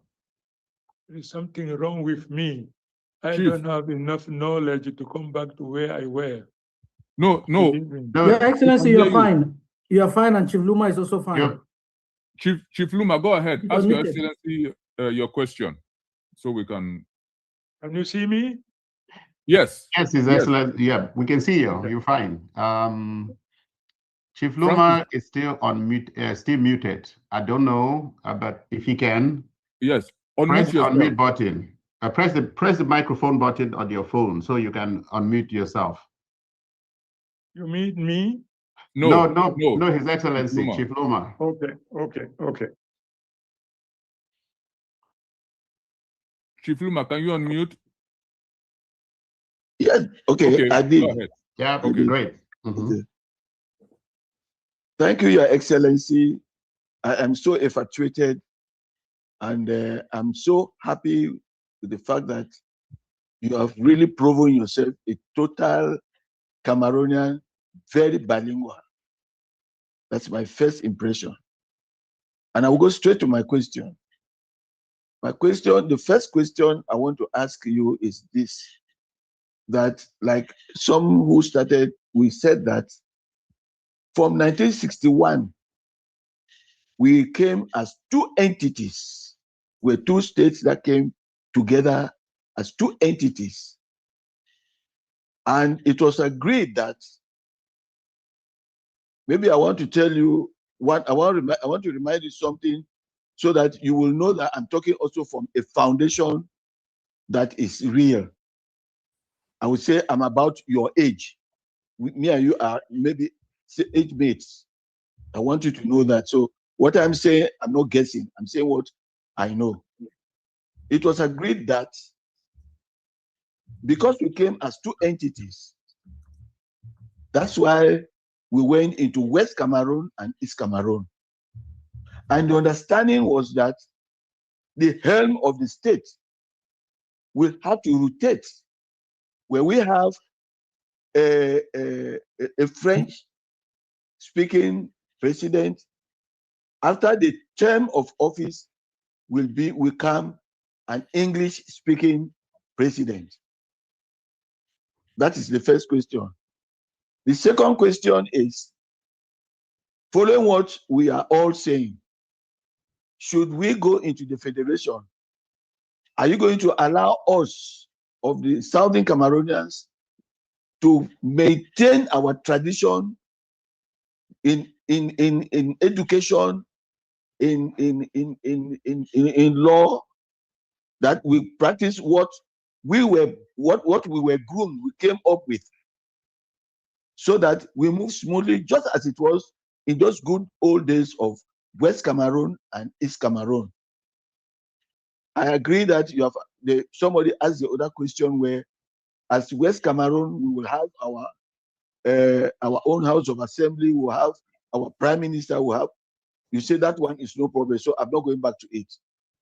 Lastly, we know that we have, if we actually are decolonized, we have been decolonized. Are you going to stand firm to see that we run our affairs without any external influence from our colonial masters? Because we, the English people, have hands up from us. We don't have any problem. They have never interfered with our. That's why we have we are with them in the Commonwealth. Is it going to be the same that the French will leave us on our own with your administration, with you being there? I know it's a difficult question, but it must be asked. Thank you, my brothers. Thank you. Can you hear me? Can you hear me? Yes, Your Excellency, we can hear you. Okay, thank you. But we cannot see you. But this is the problem. It is unfortunate that in this new technology, I am sorry. Oh, go ahead. I am not smart enough to address this issue. You see, I am an engineer by training. I'm engineer by training. But now I am completely outdated, But I don't spend time to learn. You see, I have other issue more important and urgent to address. So you raise a very important question. We are about to put in place a federation suitable to many things. Our tradition, the community of our destiny, and all those problems. As I already said, this is not the problem that I can answer you right now. But my responsibility is to see to it that you are happy to be what you are in the new state that we are going to be together. It is almost impossible to please all the people all the time. But the minimum indispensable to enable each other to entertain himself, to feel free himself, to feel part of this great nation himself. This is the philosophy, this is the mindset that will inspire me, will enable me.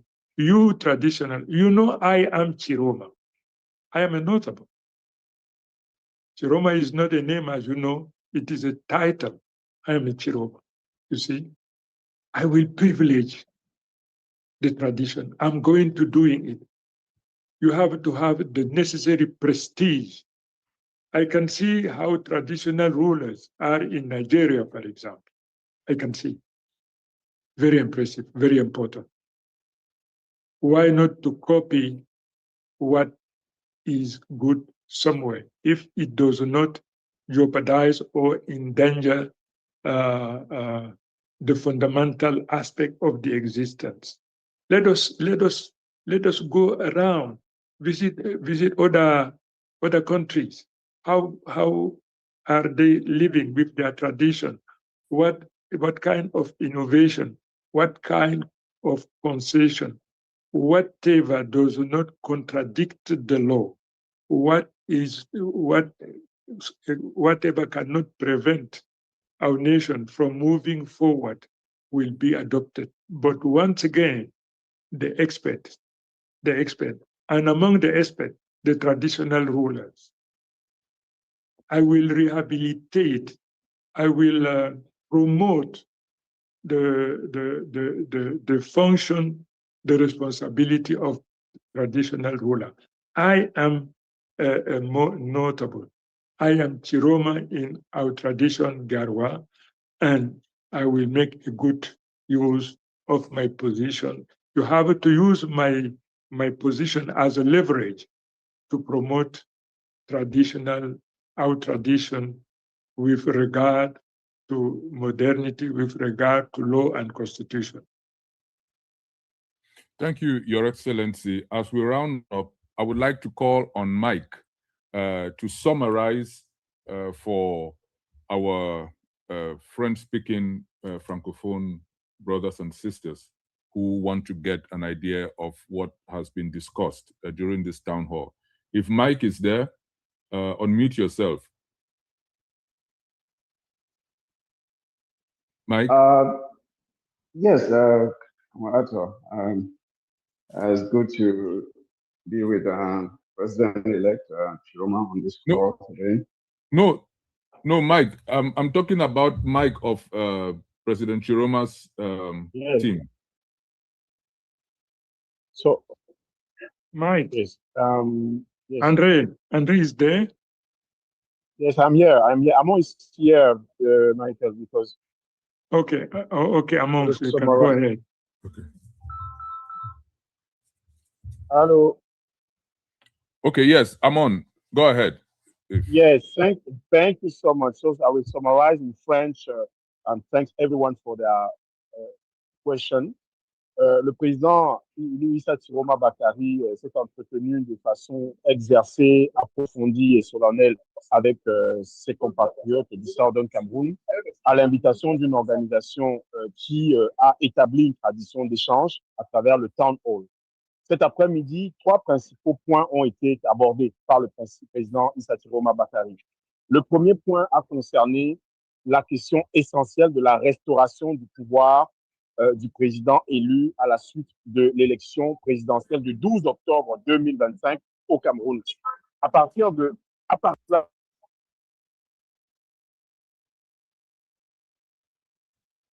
oh non.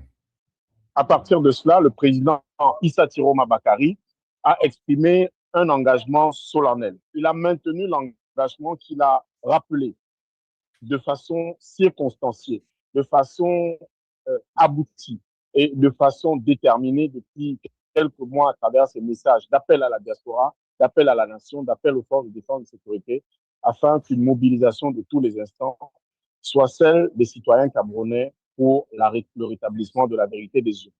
Ensuite, le président Issa Tchiroma Bakary s'est exprimé à travers les réponses aux questions sur des points cruciaux. Le premier concerne les premières mesures qu'il prendrait en tant que président de la République du Cameroun une fois son pouvoir rétabli. La première mesure serait le rétablissement du fédéralisme dans notre pays.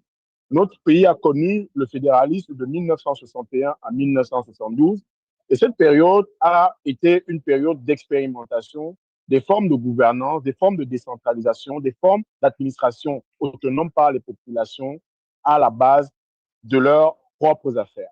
Et à partir de cela, le président Issa Tchiroma s'est engagé pour que des experts, un collège d'experts élargi à l'ensemble des forces vives de la nation, parmi la diaspora également, puissent plancher sur les différentes options qui seront sur la table concernant la forme de l'État au Cameroun, qui n'est plus, pour sa part, une question taboue. En se rendant à Bamenda, en se rendant dans le nord-ouest-sud-ouest, à l'entame de la campagne pour l'élection présidentielle, il s'était engagé en reconnaissant à la fois ses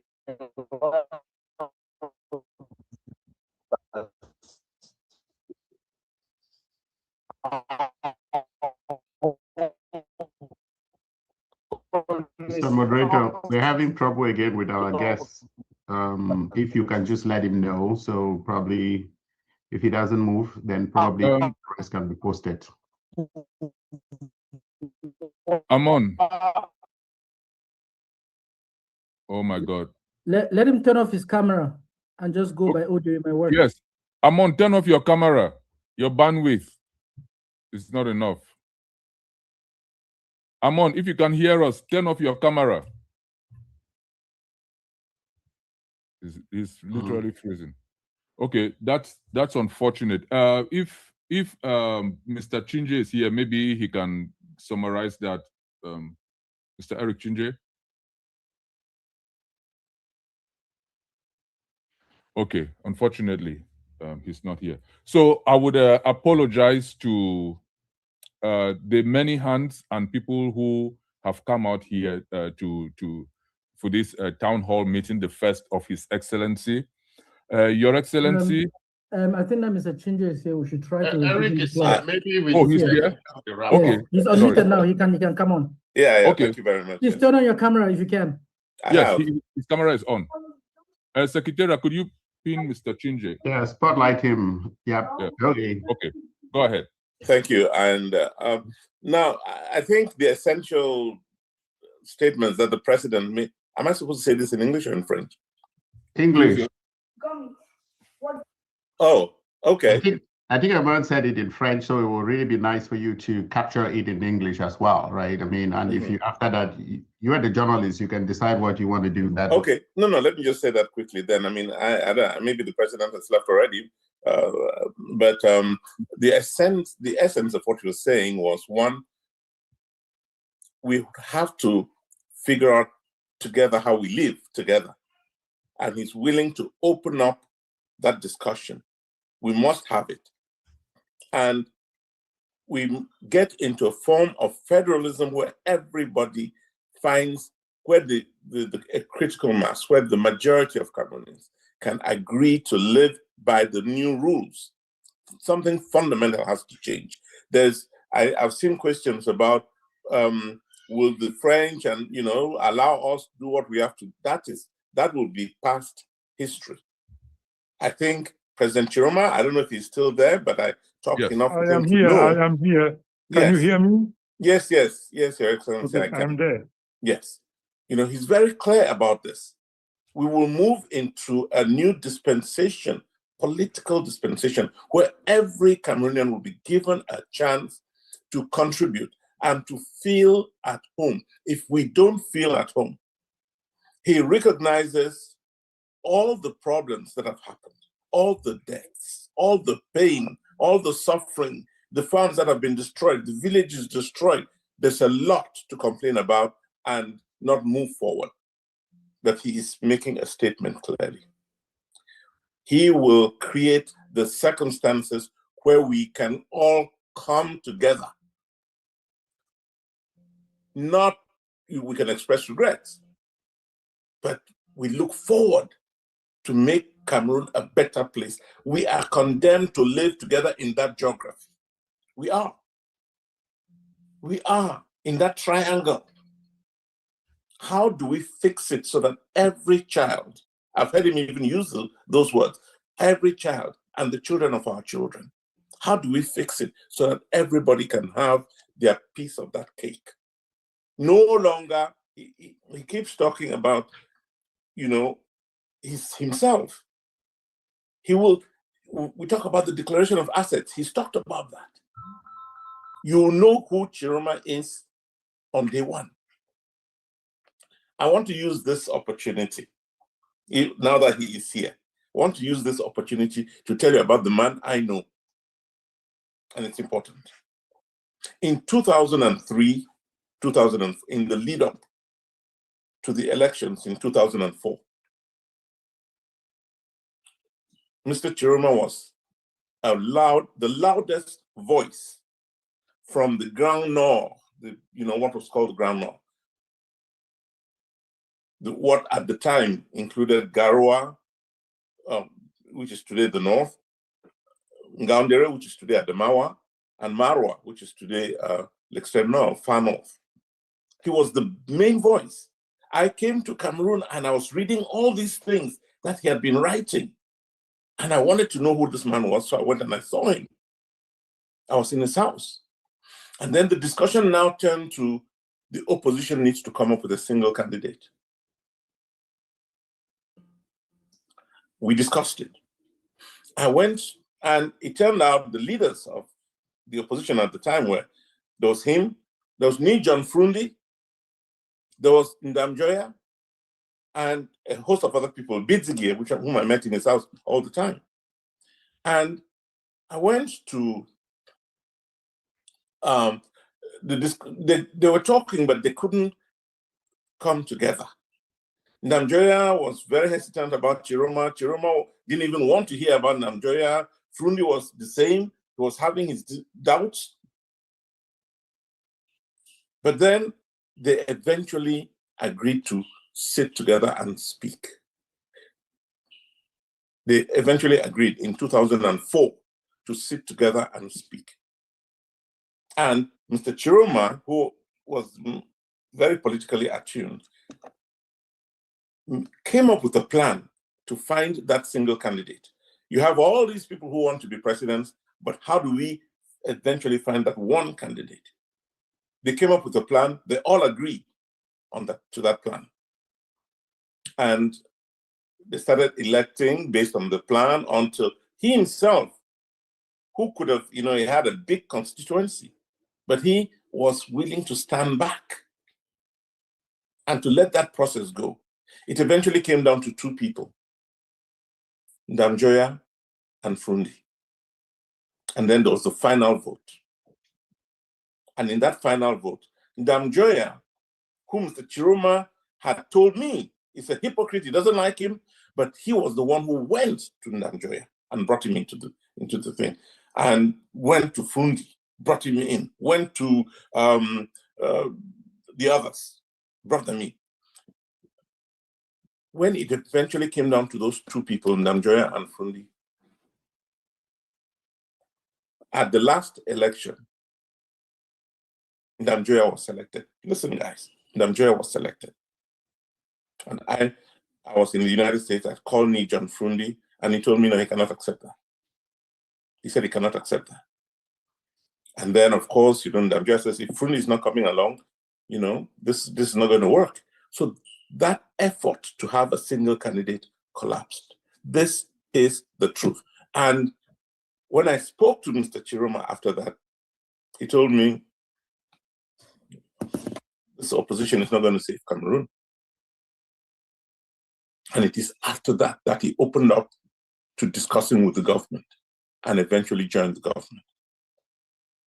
I can tell you from the deepest parts of my heart, I came to respect Mr. Tchiroma based on what he did, how he brought them together, how he pulled himself out. And when he saw that it had failed, the opposition was not going to save Cameroon, he thought, instead of wasting his life, let him work with this government. And of course, we saw what happened, the difficulties. So I say this so that we know who the man is.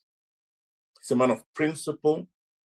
He's a man who loves the country like everybody does, but is willing to even give up his own interests for the sake of the country. And this is the first time I'm saying this in his presence. But I've said it on other platforms, and it is the truth. And that's what's going to save us as a nation. Truth will save Cameroon as a nation. And every one of you, and too many of you, are driven by self-interest. But please, when it comes to Cameroon, let us allow what works, what is truth, to drive us. And we will find happiness. We will build a nation that the world will come and see. And I think, as we all say, it has to be federalism where there's autonomy, where the power, as John Frundi used to say, is with the people, so that power leads from the ground up and not from the up down. That's the problem we have in Cameroon. And I think that's what Mr. Tchiroma is telling us. I will come down to the level of the people. I will let that power grow from them. I will listen to them. So I don't know. I'm not a spokesperson here, but let me just, that's what I thought I should say. Thank you. Thank you very much for that eloquent Yes, Mr. Moderator. Yes. Thank you very much, Eric. I am going to break protocol, His Excellency, and ask, we were done with questions, but a very important question has come in that I will pose to you from the Secretariat, and we just confirm. This comes from one of the fighting groups on the ground, popularly known as Amber Boys. And so I think I have a question.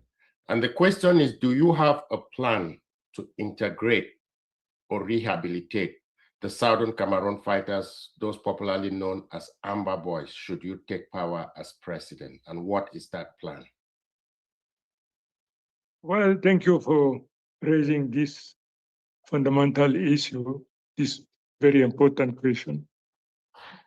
I think that on a daily basis, we aggress and we offend the rule and the law put in place by the Lord himself,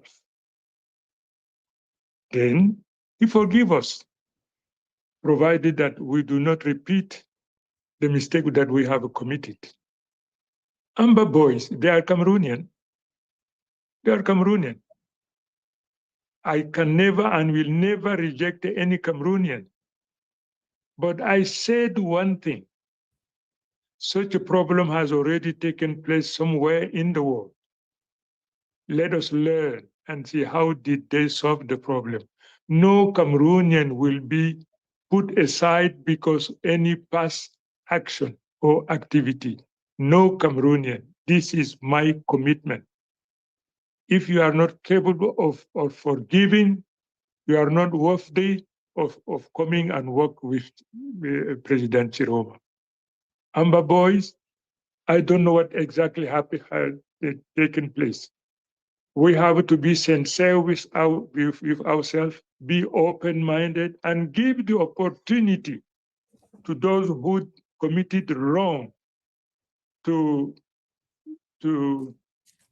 redeem themselves, to rehabilitate themselves, and to be integrated in the society. Because what are you going to do with them? If they have committed something wrong, something detestable, but what are you going to do with them? It is already done. Now, I will put in place a commission, Truth and Reconciliation, to understand exactly what has taken place. Okay, we discover what has taken place. If apology is necessary, we are going to apologize. What part will be the one of the state in the compensation in this and that? We are going to see. But Amber boy, they are Cameroonian. No matter what they committed, they are Cameroonian.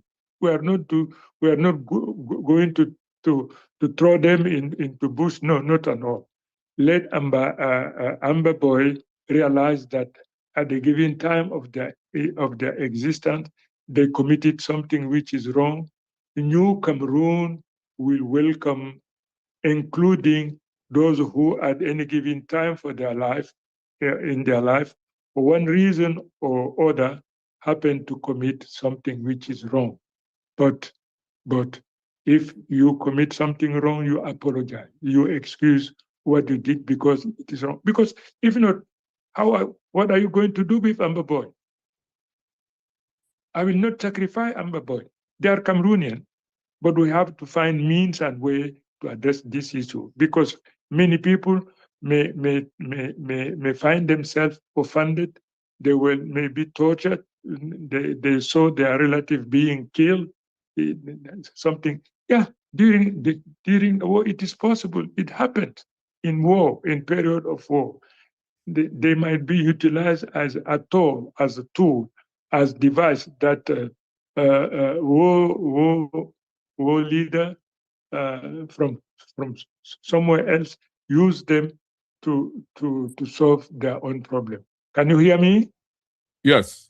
Yes. Okay. So as far as the Amber boys are concerned, no, we have to find common solution. I will not impose, but I say we have to be capable of understanding, forgiving, and move forward. This is my position.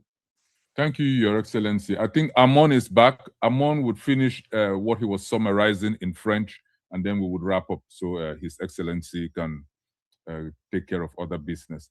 Amon, are you there? Amon, unmute yourself. Yes, yes, okay. Okay, go ahead. Ok, thank you so much. Oui, j'ai abordé les deux points qui ont été à l'ordre du jour cet après-midi à la suite de l'intervention du président élu. Le troisième point concernait, et il vient de l'aborder, les questions de réconciliation nationale. Il s'est exprimé avec beaucoup d'emphase sur les questions de réconciliation nationale.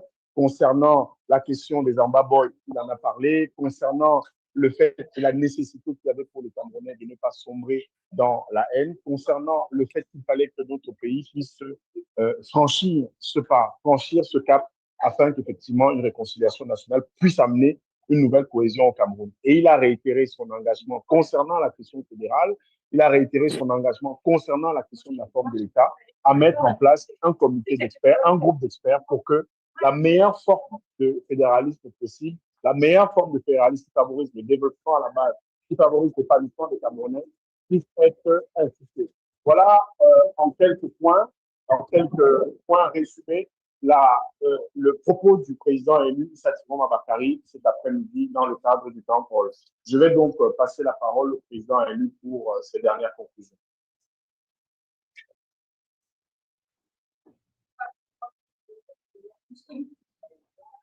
Your Excellency, you have the floor. Yes, bien.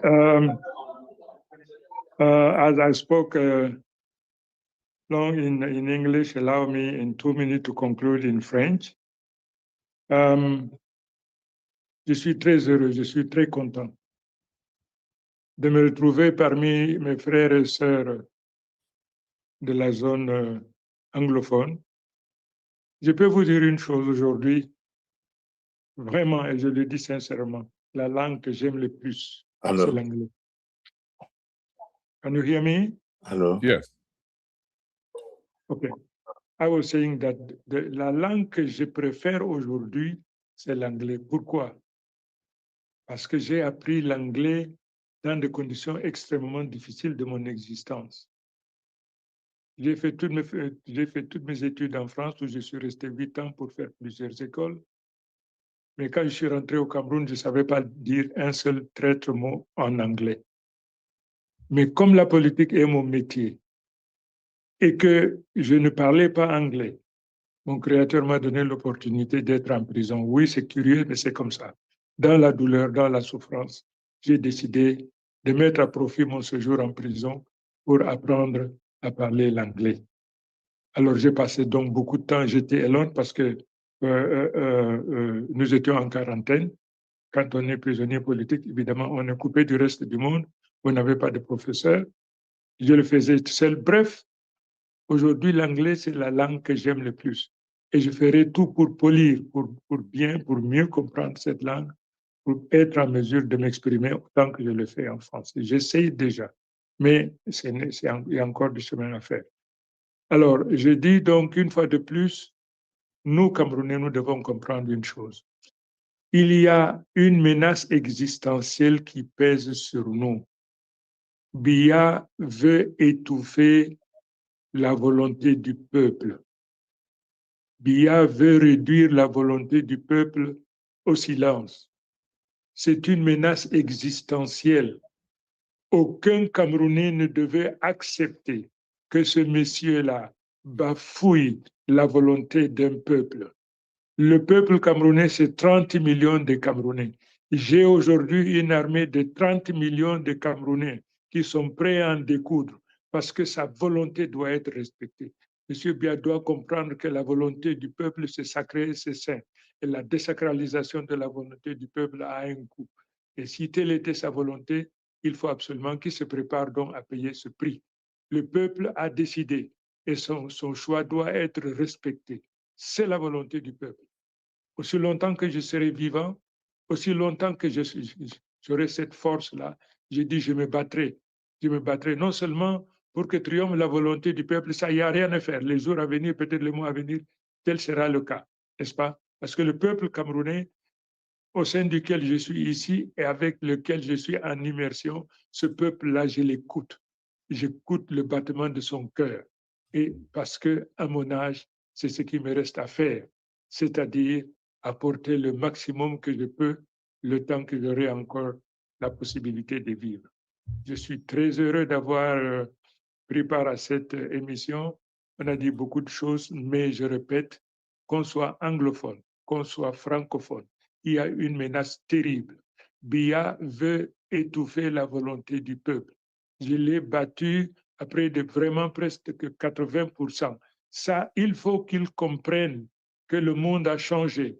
On n'acceptera jamais que son fils lui succède. On n'acceptera jamais qu'il désigne quelqu'un autre que celui de la volonté du peuple.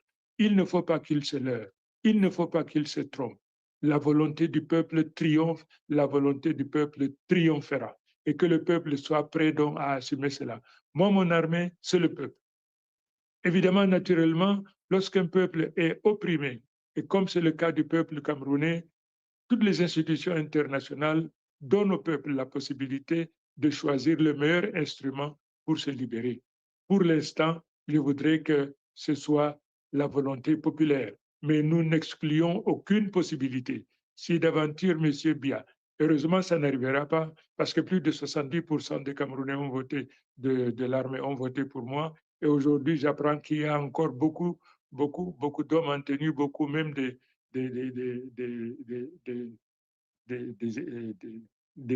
gradés également aujourd'hui me soutiennent dans cette quête. C'est simple, c'est normal, c'est la volonté du peuple. La volonté du peuple est une loi absolue. Personne ne doit y déroger. Et quiconque se met au travers de la volonté du peuple en récoltera les conséquences. Quiconque se met au travers de la volonté du peuple en récoltera des conséquences. Je vous remercie infiniment de m'avoir donné cette opportunité, mais je voudrais aujourd'hui, il n'y a pas de francophone, il n'y a pas d'anglophone lorsque la volonté du peuple est l'enjeu d'une bataille. Et c'est le cas aujourd'hui. La volonté du peuple est l'enjeu de la bataille. Nous n'accepterons jamais qu'il y ait une transition clanique ou dynastique. Pas plus que nous n'accepterons que quelqu'un qui n'est pas élu de la volonté du peuple soit désigné pour lui succéder. Il se trompe. Nous n'accepterons jamais et nous dirons au peuple, nous dirons à nos forces de défense et de sécurité de se mettre en tenue civile ou en tenue même militaire non armée pour se joindre à notre combat pour qu'on libère notre nation. Le principal objectif que nous devons amener aujourd'hui, c'est de libérer notre nation de l'occupation aujourd'hui de la mafia, des gangsters qui ont pillé, qui ont martyrisé, qui ont assassiné. Le moment est venu pour le peuple aujourd'hui de se sentir peuple et de se préparer à prendre son destin. Voilà ce que j'ai à vous dire une fois de plus. Merci de m'avoir donné cette opportunité. Je vous remercie. I'm very much grateful for having had this opportunity. Today, I played the game. Tomorrow, I will be ready to do it for as long as you will feel the need, the necessity to get me involved in such a marvelous and wonderful process. Thank you very much. May the Lord protect ourselves. May the Lord bless our nation, protect our nation, our people. Thank you very much. Thank you very much, Your Excellency. And sorry. Oh, sorry, I thought someone said, no, thank you very much, Your Excellency. As we bring this 95th session of the Southern Cameroons International Town Hall to an end, I wish on behalf of the Secretariat and the organizing team to thank Your Excellency sincerely and our distinguished guests for accepting this invitation. Today's engagement has reaffirmed the importance of dialogue as a pathway to understanding. We have listened, reflected, and exchanged views on matters that touch deeply on our collective history, our present realities, and our aspirations for the future. We extend our gratitude to all participants, and in the days ahead, the Southern Cameroons International Town Hall will continue consultations with relevant stakeholders and members of our community to develop principles and frameworks for broader inclusive discussions. Again, on behalf of all Southern Cameroonians and the people in back home and in the diaspora, we say thank you, Your Excellency. This platform is your platform. You're welcome anytime. Just let us know, and we would organize more sessions like this. Thank you, Your Excellency. Thank you. May the Lord bless you. Amen. And you be successful in this marvelous undertaking. Thank you. Thank you very much. Amen. Thank you. Merci. So for those of us who are staying back as His Excellency exits, Dr. Edmond, go ahead. You're on. Or Francis, sorry, Francis, my co-moderator, go ahead. No, I think that maybe Doc wanted to say something, but if the floor is we're going to continue with the rest of the program. We'll have the opportunity to sit and deliberate as Southern Cameroonians and the rest of our guests on some of the conversations that we've had. Again, we take the opportunity to apologize for those who did not have the opportunity to call them up or to bring their questions up to the floor. Those that have been submitted to the Secretariat will collate them and forward it to His Excellency's office. And then we'll continue the conversation here. The town hall is back, and we're going to give announcements at the next and subsequent sessions. So I can, Mr. Moderator, you're putting me on the spot. I really was not about to say anything, but now that you put me on the spot, let me just say that, you know, it's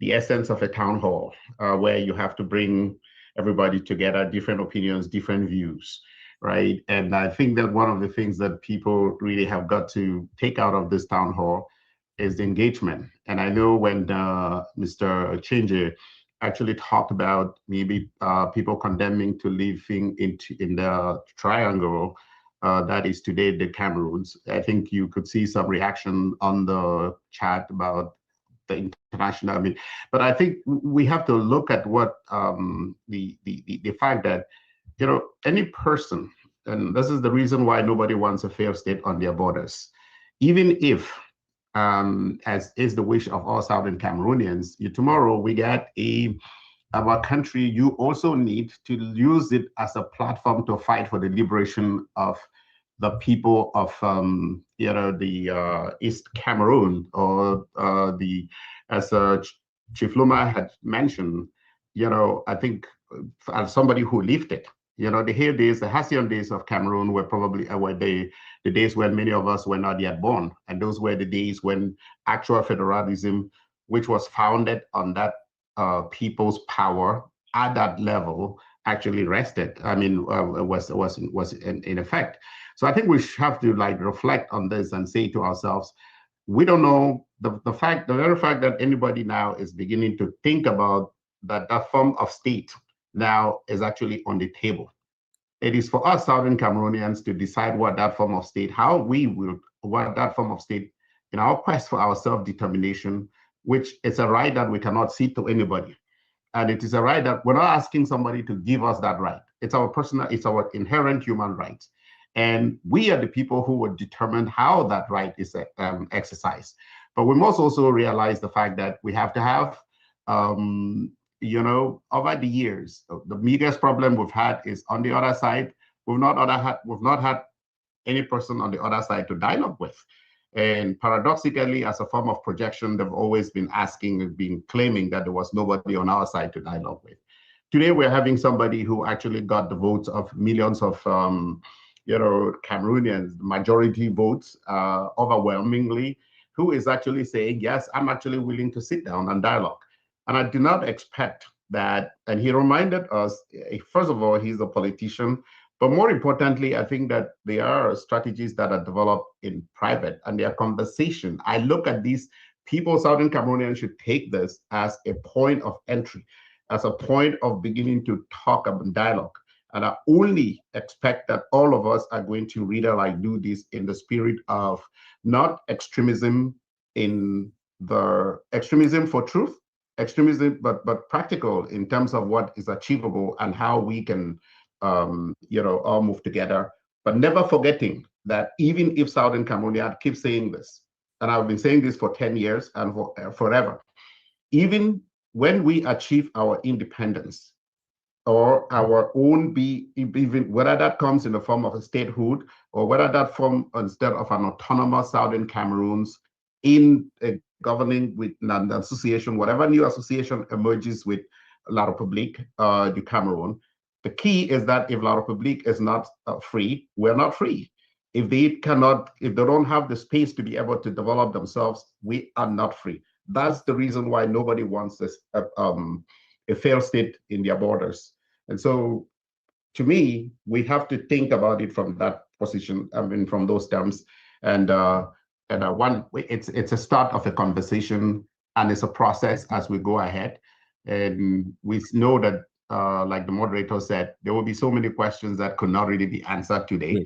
I think we do recognize that. And people, I think my hope is that after having this, after having this, that the next several town halls, we should really come together and begin to hear what was said here, and probably maybe get back to actually talking as we used to talk amongst ourselves, and what lessons we have learned in order to be able to make a better, a better nation for our people. Thanks. Thank you, Doc. We have a number of hands up, and we'll just go down the list. I have Mr.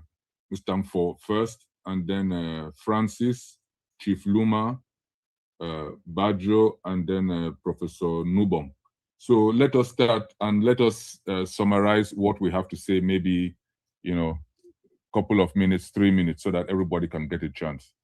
Mr. Mfo, the floor is yours. If you can turn on your cameras, please, because this is being broadcast for optics. Thank you. Okay, thank you, Mr. Moderator.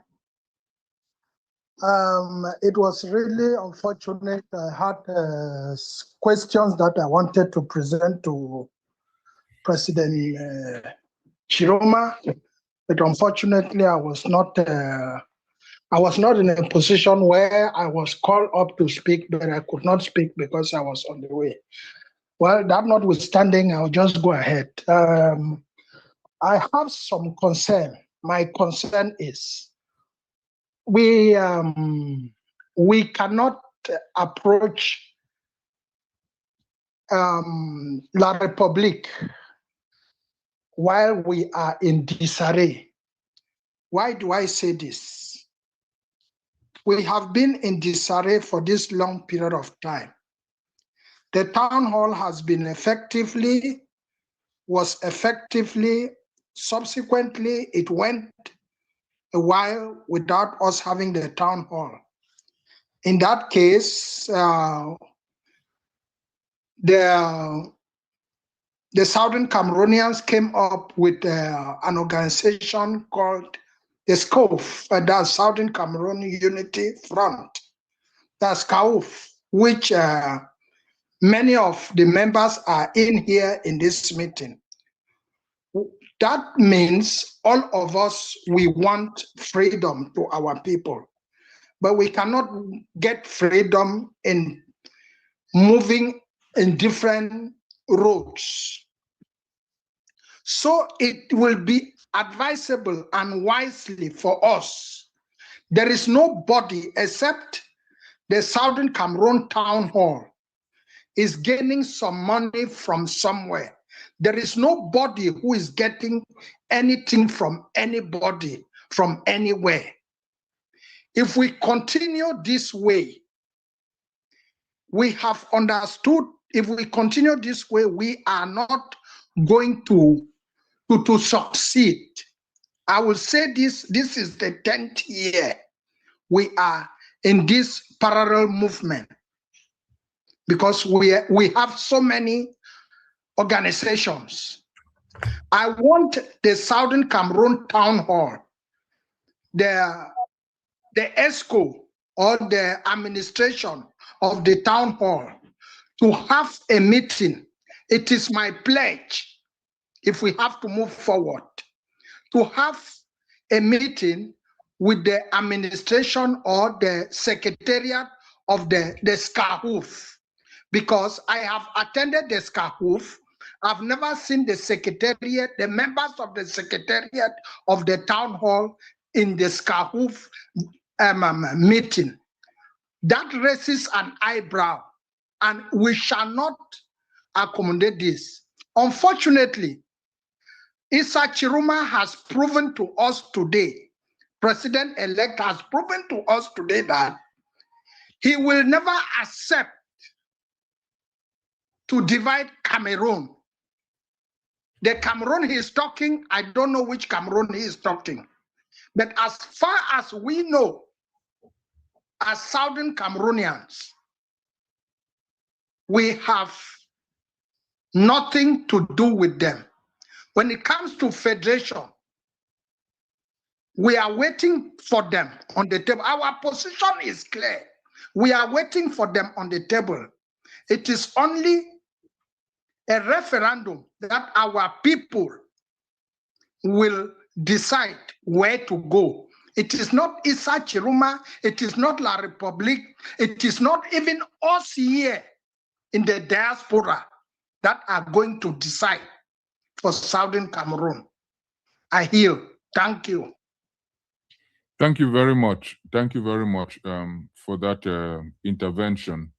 I think, if I may just say a word, then we'll come to the next hand. Mr. Tchiroma has his position, and our people also have their position. He has made his position. The good thing, which he also said in his campaign, which he has said repeatedly, is everybody would come around that table with the experts. So we also have our experts. So what we should seek now is to head to that table as quickly and as soon as possible, and as you said, with a common position, as opposed to going to that table in dispersed ranks. So you're very right. I agree with you. But let's not get offended or emotional about it. Everybody has a position. They have a right to it. Let's go to the table. Let's make our case and let our people speak. Thank you. Mr. Francis Mba, unmute yourself, and then you have the floor. Let's compress what we have to say so that more people have a chance. Mr. Francis Mba, are you there? And if you can turn on your camera, please. Mr. Francis Mba, are you there? Yes, comrade, I'm there. Okay. Can you hear me? Yes. Can you turn on your? Are you in a position to turn on your camera? Okay. Yes, because we are broadcasting. Thank you. I thank you. I don't have much to say. The last speaker has said what I have to say. Mr. Tchiroma has made his position known to us. The Amazonian independent restoration is not negotiable. Negotiation would be on how we can live as good neighbors. That is all I just want to add to what the former speaker have said. We cannot uproot the pillars that were planted between Southern Cameroons. There is no law that can force a relationship if the two people don't agree as equal in status. There's no law that can force a relationship. There is none. So that's just what I want to add. The position of Ambazonia is clear. We have experienced, we have experimented the illegal union with the Republic for over more than half a century.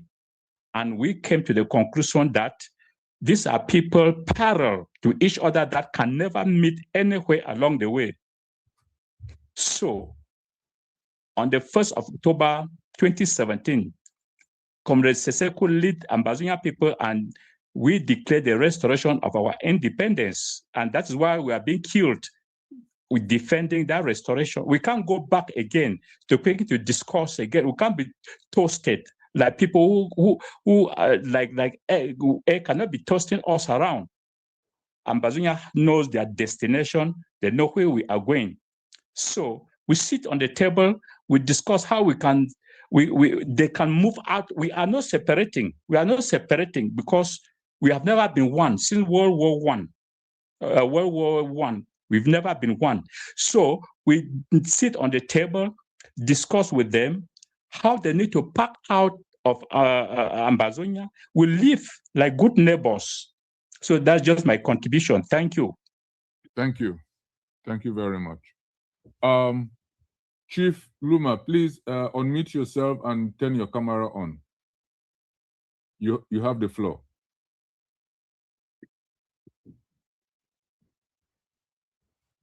But he is still there, so I don't know.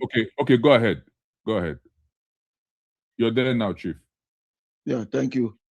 You see, I have listened like an old man. They say, what an old man sees sitting down, A young man on the tree may not see it. This discussion now is very, very important. I like you for doing what you have just done, that we remain behind and we do some reflections.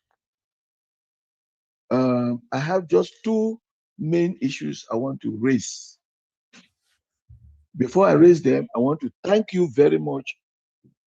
A friend just gave me this link, because if I follow what the speaker before the last one said, we also are in one other group called the Cameroon CSC, that is Council of the Sovereignty of Cameroon, CSC. I am there. Prof. Ben Aki is there.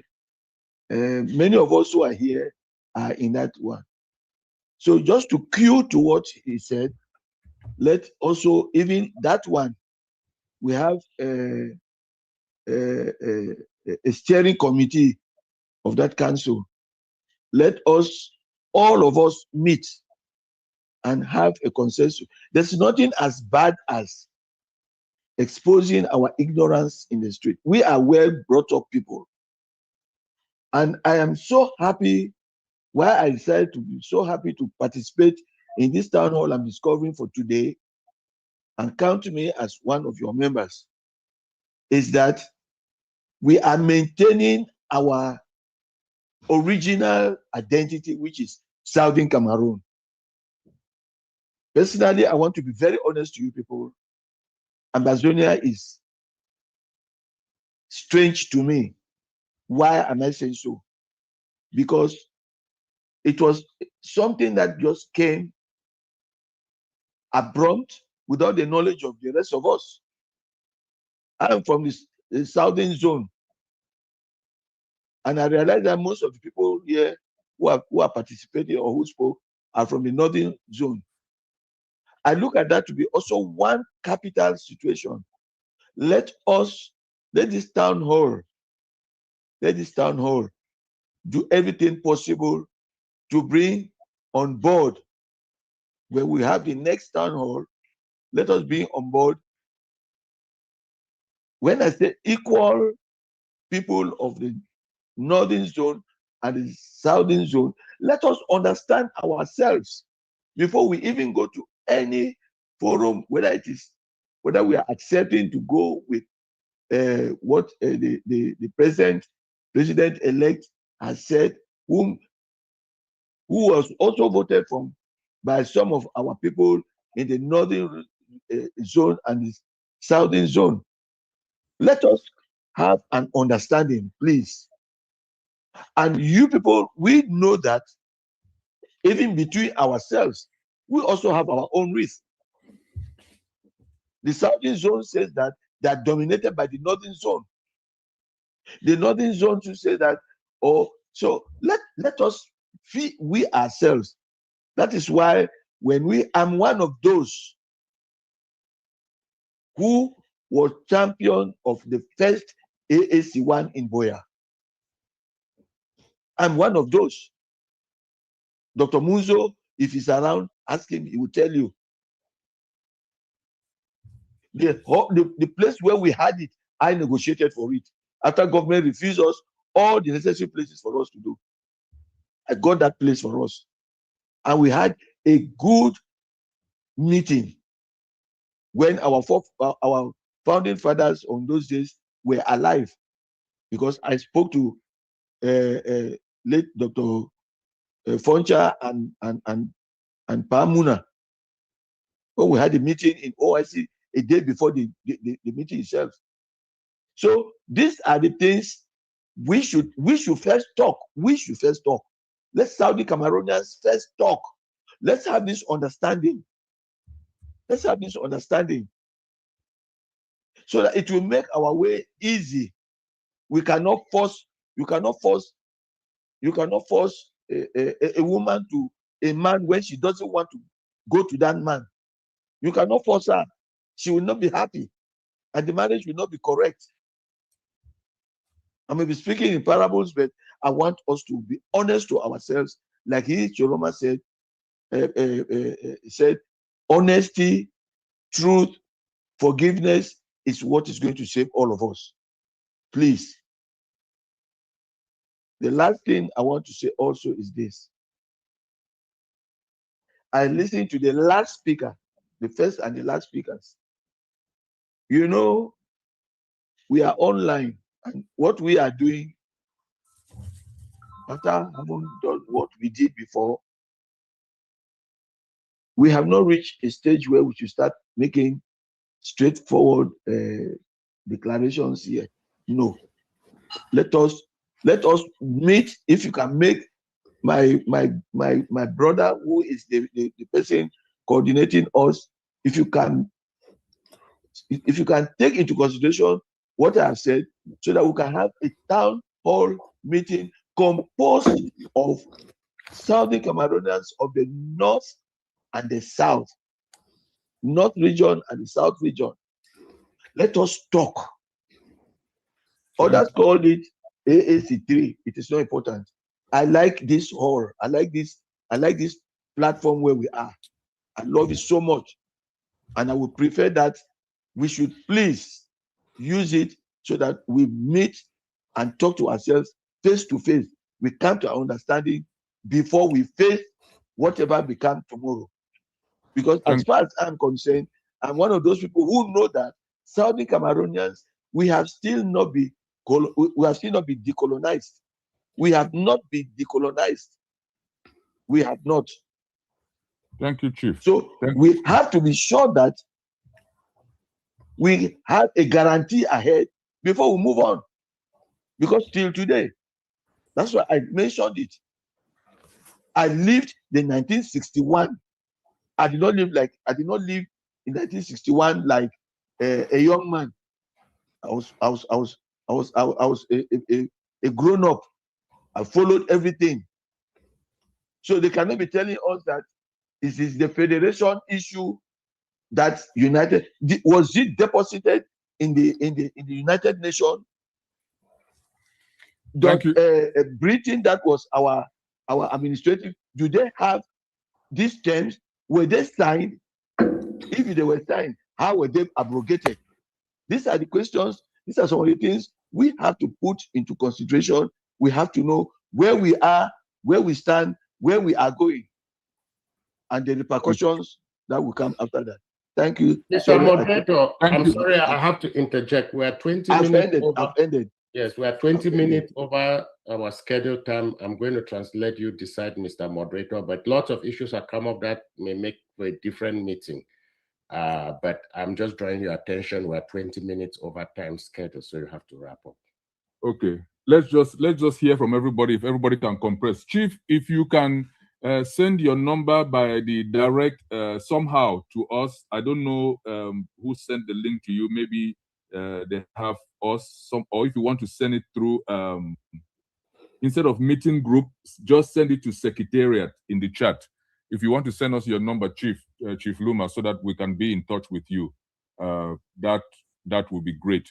Please let us keep our discussions 2-3 minutes each person, so that everybody can have a chance to speak. Please, Manas, you're on. Okay. Go ahead. Yes. Okay. Thank you, everyone. Listening to all what we are saying and all what has been going on, it shows that we have all very diverse opinions and approach towards what we are facing. And we here, we are actually kind of representing different voices. But I think the real people that matter are the people who are on the ground, who are facing whatever they are facing on the ground. They are the ones to decide at the end of the day all what is going to happen with us and what can they deal with.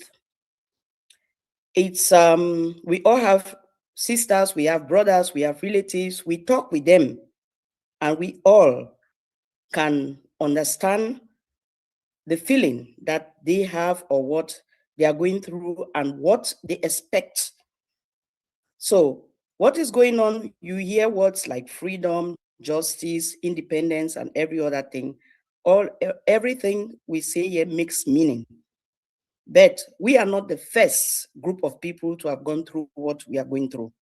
And there are particular ways to solve these problems.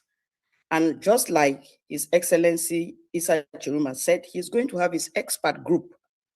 It's also time for us to start thinking, how do we put a real expert group together? And how do we really form a good working relationship with the people on the ground so that we are not here representing our personal emotions? Because myself, I'm very, very angry with La Republic of Cameroon. But I also know, looking at what is happening in the camps in Ogoja, I know what is happening in Akwa Ibom. I know what is happening in Ghana. I know what is happening on the ground itself. I know what the boys are going through. We know everything. And so we women in particular, Takumben, we are always at the side of our children should not die. So if you want to ask me where's my opinion, I'm going to be on the side that I don't want my children to die again. Some people will say freedom, justice, or nothing, but that's their opinion. And that's why we think that Town Hall is only facilitating a platform for us to talk about our different views, but be realistic about what we want. Thank you. Thank you, Manas. Thank you for your intervention there. Let one of our partners, I would grave plead with you, Powerful Kimben. Mr. Anu is carrying this. So let's get a little feedback from him, and then we'll come to you, Powerful, and then go down the list. Everybody will be given a chance, and all the way down to Michael Taki. Mr. Anu, are you there? Can you unmute yourself?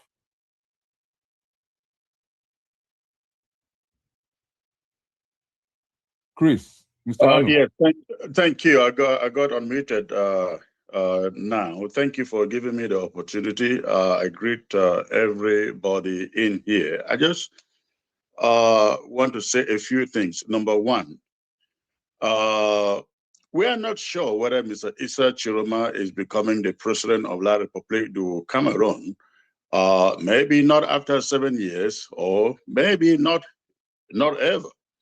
But putting that aside, there is another opportunity, that of the succession that is going on in La Republique du Cameroon. And we always knew from the beginning of this struggle that that opportunity in La Republique transition was coming.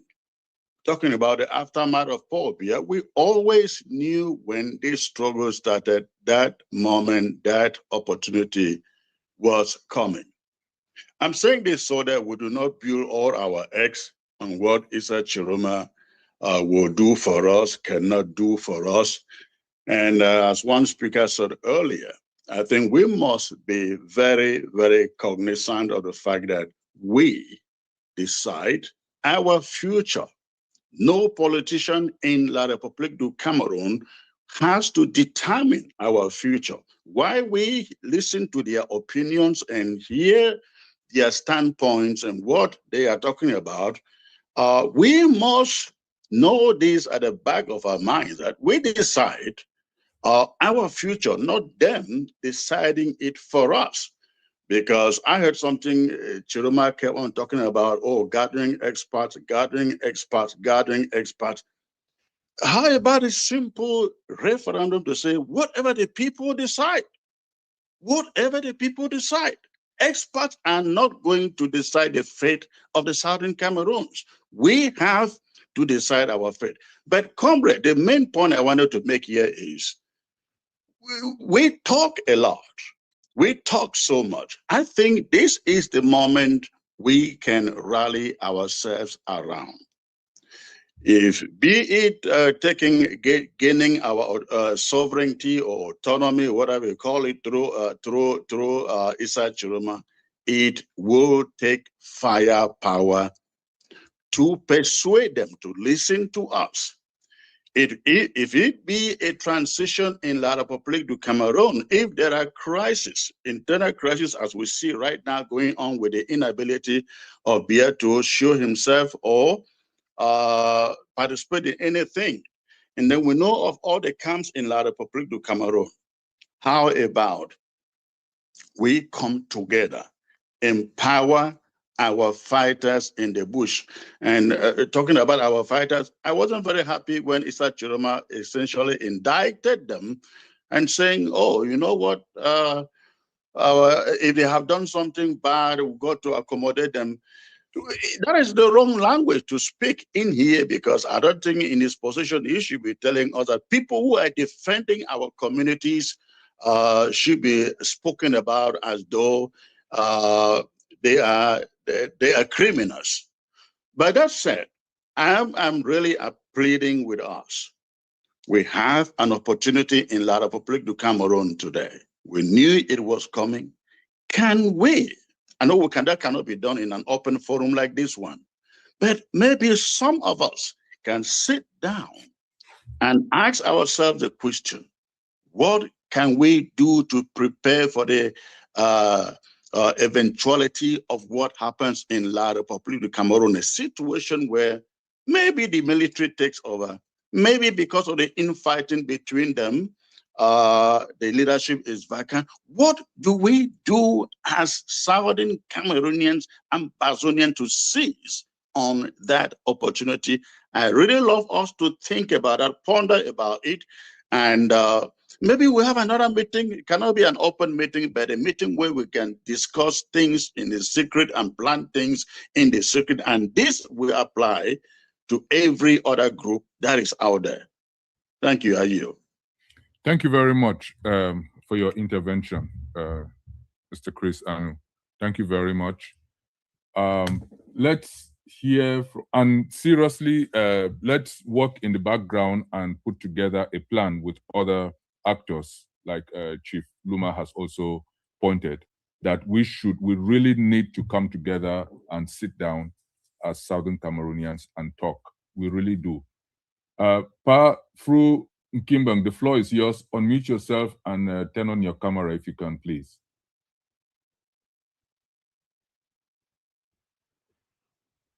Thank you.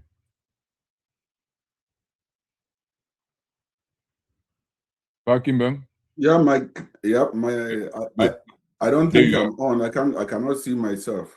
Yeah, we can see you. You're on. Oh, I don't know why is it that I cannot see. Anyway, I thought I really want to comment and to commend the group for pulling this together.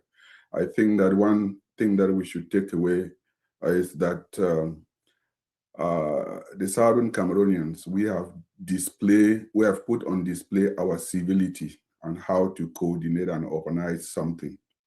Our brothers on the other side of the Mongo should be learning something, because the way that this town meeting went, it was very, very professional, and I commend all those who put this together. But I would equally say that since 2016, I really see that the problem is us. And please forgive me to maybe what I say may anger some people. There is an ego issue within us, the Southern Cameroonians. From Nigeria, all the mistakes that we have made, lives that we have lost for more than 10 years now, what have we learned? We are still fighting amongst ourselves. I think we are our greatest problems. It's better we fight in the house and then maintain a powerful front out there that would respect us. But unfortunately, there are some people who, by share of their their ego, they will maintain that for something to move forward, they have to be the ones to play the role. You cannot do something like that. And unless we put the people before our personal ego and give an opportunity for someone who can represent us, not because he has been in this struggle since thy kingdom come, And by virtue of being in this struggle, he automatically has the wisdom or the front seat to do something. That if we don't desist from that mentality, we will not go anywhere. I really equally see that the Francophones, they are learning a lot from us. And if we can just use this platform, I have heard from Chief Luma what he has said, and then these elders, they should be able now, once we meet, they should be the one using their own wisdom to put civility amongst us, to agree, and that the Northwest-Southwest issue is something that is being used by some people to keep us apart. And if we know that Ambazonia is who we are, this opportunity makes us know that even whether you use arms or whatever, every discussion must be done on the table, face to face. And are we ready to go to that table? I don't see so, because we are fractured to go to the table. And with that, we don't have an upper hand. So I really call the powers that be to put Ambazonia before. We will sit in the diaspora and call for arms or whatever. It's good to sit in the diaspora in our air-conditioned areas and encourage others to go and die. But these people, we have platforms that are pushing this because we are not the one dying. At some point, we have to give discussion a chance and let our egos and the Ambazonians should speak with one voice and try it before we face the other party. Else, we will not go anywhere. I hope that this is really a learning for the various groups that those who did not have an opportunity to join us in this town meeting, please, the bigger the merrier. But we want all of us to start coming in the tent and looking back since 2016. All that division and everything has taken us nowhere. And this is the moment. Time is ripe and danger in delay. Thank you. Thank you very much. Thank you very much, Powerful, for that intervention. Thank you. And I hope what you're saying is resonating, that people are calling for us to come together. And my hope is that when these meetings are called, people will show up and let us move our side forward. Thank you very much. Mr. Ben Aki, unmute yourself and then turn on your camera, please.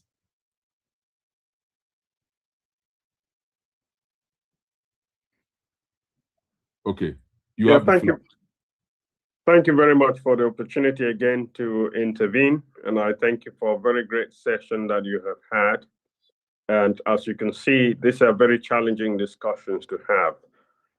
I would just want to plead and then make an announcement also with respect to what some of us are doing. The first thing I want to say is that we need to learn to build on a foundation that we have laid before. I'm not sure if Mr. Moche is aware of that, but definitely Chris is aware of that. Mr. Chris Ano is aware of that. Mr. Mfrung Kimbeng, they are aware that we held a workshop in Boston in 2024, and we came up with what we call the Boston Principles. And these principles form the framework for engagement with the state of Cameroon. I am a federalist, and I understand that the next step is really going to be for us to empower our legitimate president to come to the table with a good federalist outlook to the solution. But we definitely understand that there is a need to engage with our brothers and sisters who think that the only way out is a republic of former Southern Cameroons. So they need to sit down with our president, empowered, and first of all discuss the nature of our problem, the nature of potential solutions, and then perhaps how that solution, how our people should be engaged in that. So I just want to play it with us that we should go back and take a look at that framework. It was independent of who drafted it. The principles speak for themselves, that they're a good framework to tell the government of Cameroon, come to the table, let us pause hostility while we talk about these issues. That framework is very important. But also to point out that a key principle in this 14 principles that we put together was to say that we want to have legitimacy on each side, on either on the side of the government of Cameroon or our brothers and sisters going to speak for us, speaking on behalf of the majority of Cameroon. I have conducted opinion polls, and I know that if the question is just asked whether people want independence for former Southern Cameroon, the majority say yes. But if you constrain it on war, then some people say, okay, if that's the case, I'm going to choose something more pragmatic. So let us make sure that we do not engage with the government, the illegitimate government of Biya, in an attempt to find a quick solution. We will be failing on our own principles, and we will also be betting against the people of Cameroon. And I want to estimate here that there is a real chance that the people of Cameroon will bring about the conditions for Mr. Issa Tchiroma Bakary to be president of the Republic of Cameroon. Let's not burn bridges with respect to how we come to the table to discuss this issue.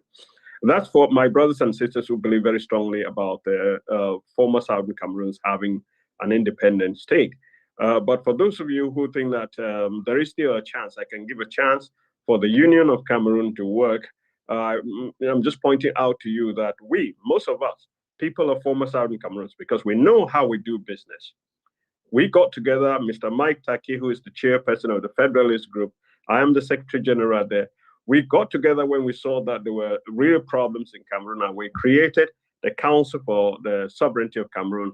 Chief Luma is there, Micheline, who spoke here, Mike Taki, we are all there. So we want to point out to you that this council has been guiding the direction that the people of Cameroon should take to not only restore the truth of the ballot box, but ensure that after the restoration, there is enough political stability to engage with the problem of former Southern Cameroons. So I just want to invite those of you who are still giving Cameroon a chance. Please join us every Sunday. We meet every Sunday at 8 p.m. Cameroon time to discuss issue, to mobilize people on the ground.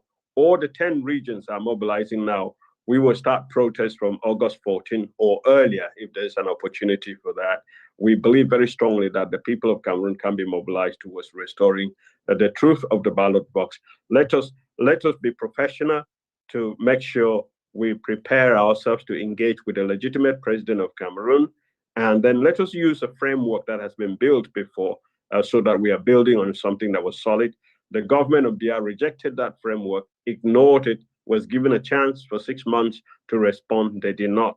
So we know that they are not the ones really to genuinely engage on this question. And right now they have lost legitimacy. I thank you very much, and I commend your work. Thank you, Mr. Aki, for your intervention. Obviously, the form of state, as we have discussed, would come down to the will of the people. But in the meantime, I think there are many things, like earlier speakers, Paul Biya has said, Chief Luma has said, and other speakers. There are many things we can agree on as Southern Cameroonians to help build our institutions, our communities, So let's not draw lines and be angry at each other. Let us find common grounds, and then when we get to the bridge of the form of state, I think that that's where the people would ultimately, with an open mind, like any democratic process, the people would make that final determination. I don't have a problem with President-elect Tchiroma's position. I don't have a problem sitting at the table with him. In fact, I want us to sit at the table and, go to the root cause, as he himself has called them, and let the people decide where they want to go, how they want to live. So you're very welcome, and anything we can do to move the ball forward in terms of common grounds, let us work together and do that. Thank you very much. Mr. Mfo, turn on your camera, unmute yourself. I think we'll just take like we have 4 hands up. Let us just take those 4 hands, and then we'll have to round up with Mr. Michael Taki, Mr. Mfo, and then Professor Numbong, Mike Taki. Where is the 4th hand? Okay, we have 3 hands left. And then Professor Numbong, Mike Taki. Where is the 4th? Yeah, that's it. That's it. Okay. Yeah, Mr. Mfo, go ahead. The floor is yours. Yes, thank you once more, moderator. I just wanted to still emphasize. I heard Prof. Dr. Bakary just mention on we mobilizing our citizens in the Southern Cameroon, that there is from the 14th, there's going to be a demonstration. Unfortunately, we have died a lot. If there is any demonstration, that demonstration will go to La Republique, not our citizens, because they have proven clear to us when something happens, when there is a demonstration at the other side of the Mongo in La Republique, they are very, very careful on who they kill or who they arrest. The casualties are not many. But when it comes to Southern Cameroons, we are dogs. They will kill randomly. So I will not advise our people to go out because we know the people we are dealing with. La Republique, especially the military, doesn't look us, recognize us as humans. So I just want to put this in the score, unfortunately, of Professor Bakary, that our people will not go out for any demonstration. As far as that country is concerned, we are not going to demonstrate in the name of La République du Cameroon. Let me come to my real question. My question, I have asked this. I want, before we go out of this town hall, let the Secretariat prove to Southern Cameroonians and declare to Southern Cameroonians that they are ready and they are prepared to invite and work with other groups that are organizing in Southern Cameroon. I'm talking particularly the SCITH body, which is a united front also, like the town hall. It is very important. So I want, before we come out of this meeting, this town hall, that decision must be taken. Thank you. Thank you very much, Mr. Mfo. I would tell you right now that SCITH has reached out to us. I know the people in the Secretariat of SCITH, some of them are in this meeting. They have reached out. They have sent us their paperwork of what SCITH is all about. I have personally had phone conversations with some of the members, so I won't go into details beyond that. But we would work with every progressive force to help our people move forward. Yes, yes, we will. Thank you. Professor Numbong, the floor is yours if you want to unmute yourself. And then we have 2 more, and then we'll round up. Okay, we have 3. We have Dr. Agbo, Mike Taki, and then Dr. Eugene Ate. Okay, then we'll round up. So go ahead, Professor Numbong. The floor is yours. All right, thanks so much, Chair, and opportunity to express appreciation again to you and the town hall for the work that you're doing. I particularly appreciate the civility of the engagement, and I think that we're making a lot of progress with respect to finding solutions for the advancement of our people. I wanted to comment a bit about what President-elect presented to us from a politics and power perspective, but a number of the previous speakers have already spoken to that. And I think that both Comrade Chris Anu and I can't remember who else made allusion to the fact that we need to be picking carefully the horse that we back. The evolution of the political situation in Cameroon as currently is, it's a very dicey one. And I've briefly engaged this conversation with Prof. Ben Aki, and I think that if Dr. Fominyu and Ni Eric are all here, it will be useful that they take that into consideration in terms of their tactics and strategy. President Tchiroma is number 4 in line of democratically elected quote-unquote presidents in Cameroon whose electoral victory has been stolen. It was Fundi twice. It was before Issa Tchiroma was Kamto. So there's a precedent. Now, I'm not saying to say that there's something specific or special about this specific instance. I'm saying that we need to learn the lessons of history to understand that there's a particular system that has a particular disposition. So if in the design of our strategies of who to support and how to engage with the emergent political dictator of the time, we must factor in the notion that that regime has a culture of stealing victories and entrenching itself in power. And we must not discard that as part of our strategies. My personal concern as far as his strategy is concerned, and maybe Prof. Aki can answer to this parallelly, is the notion that he won the elections on the popular vote on his electoral platform, benefiting from the withdrawal of Kamto, and moving forward, besides laying token claim to victory, I don't see him building a grassroots structure to claim the victory. For example, when he says that he will call Cameroonians to come out in future, I don't know whether they've done the grassroots mobilization that it takes to get that kind of mass movement. Those who militated in the SDF will tell you that to get a crowd out, it's not announcement, it's groundwork.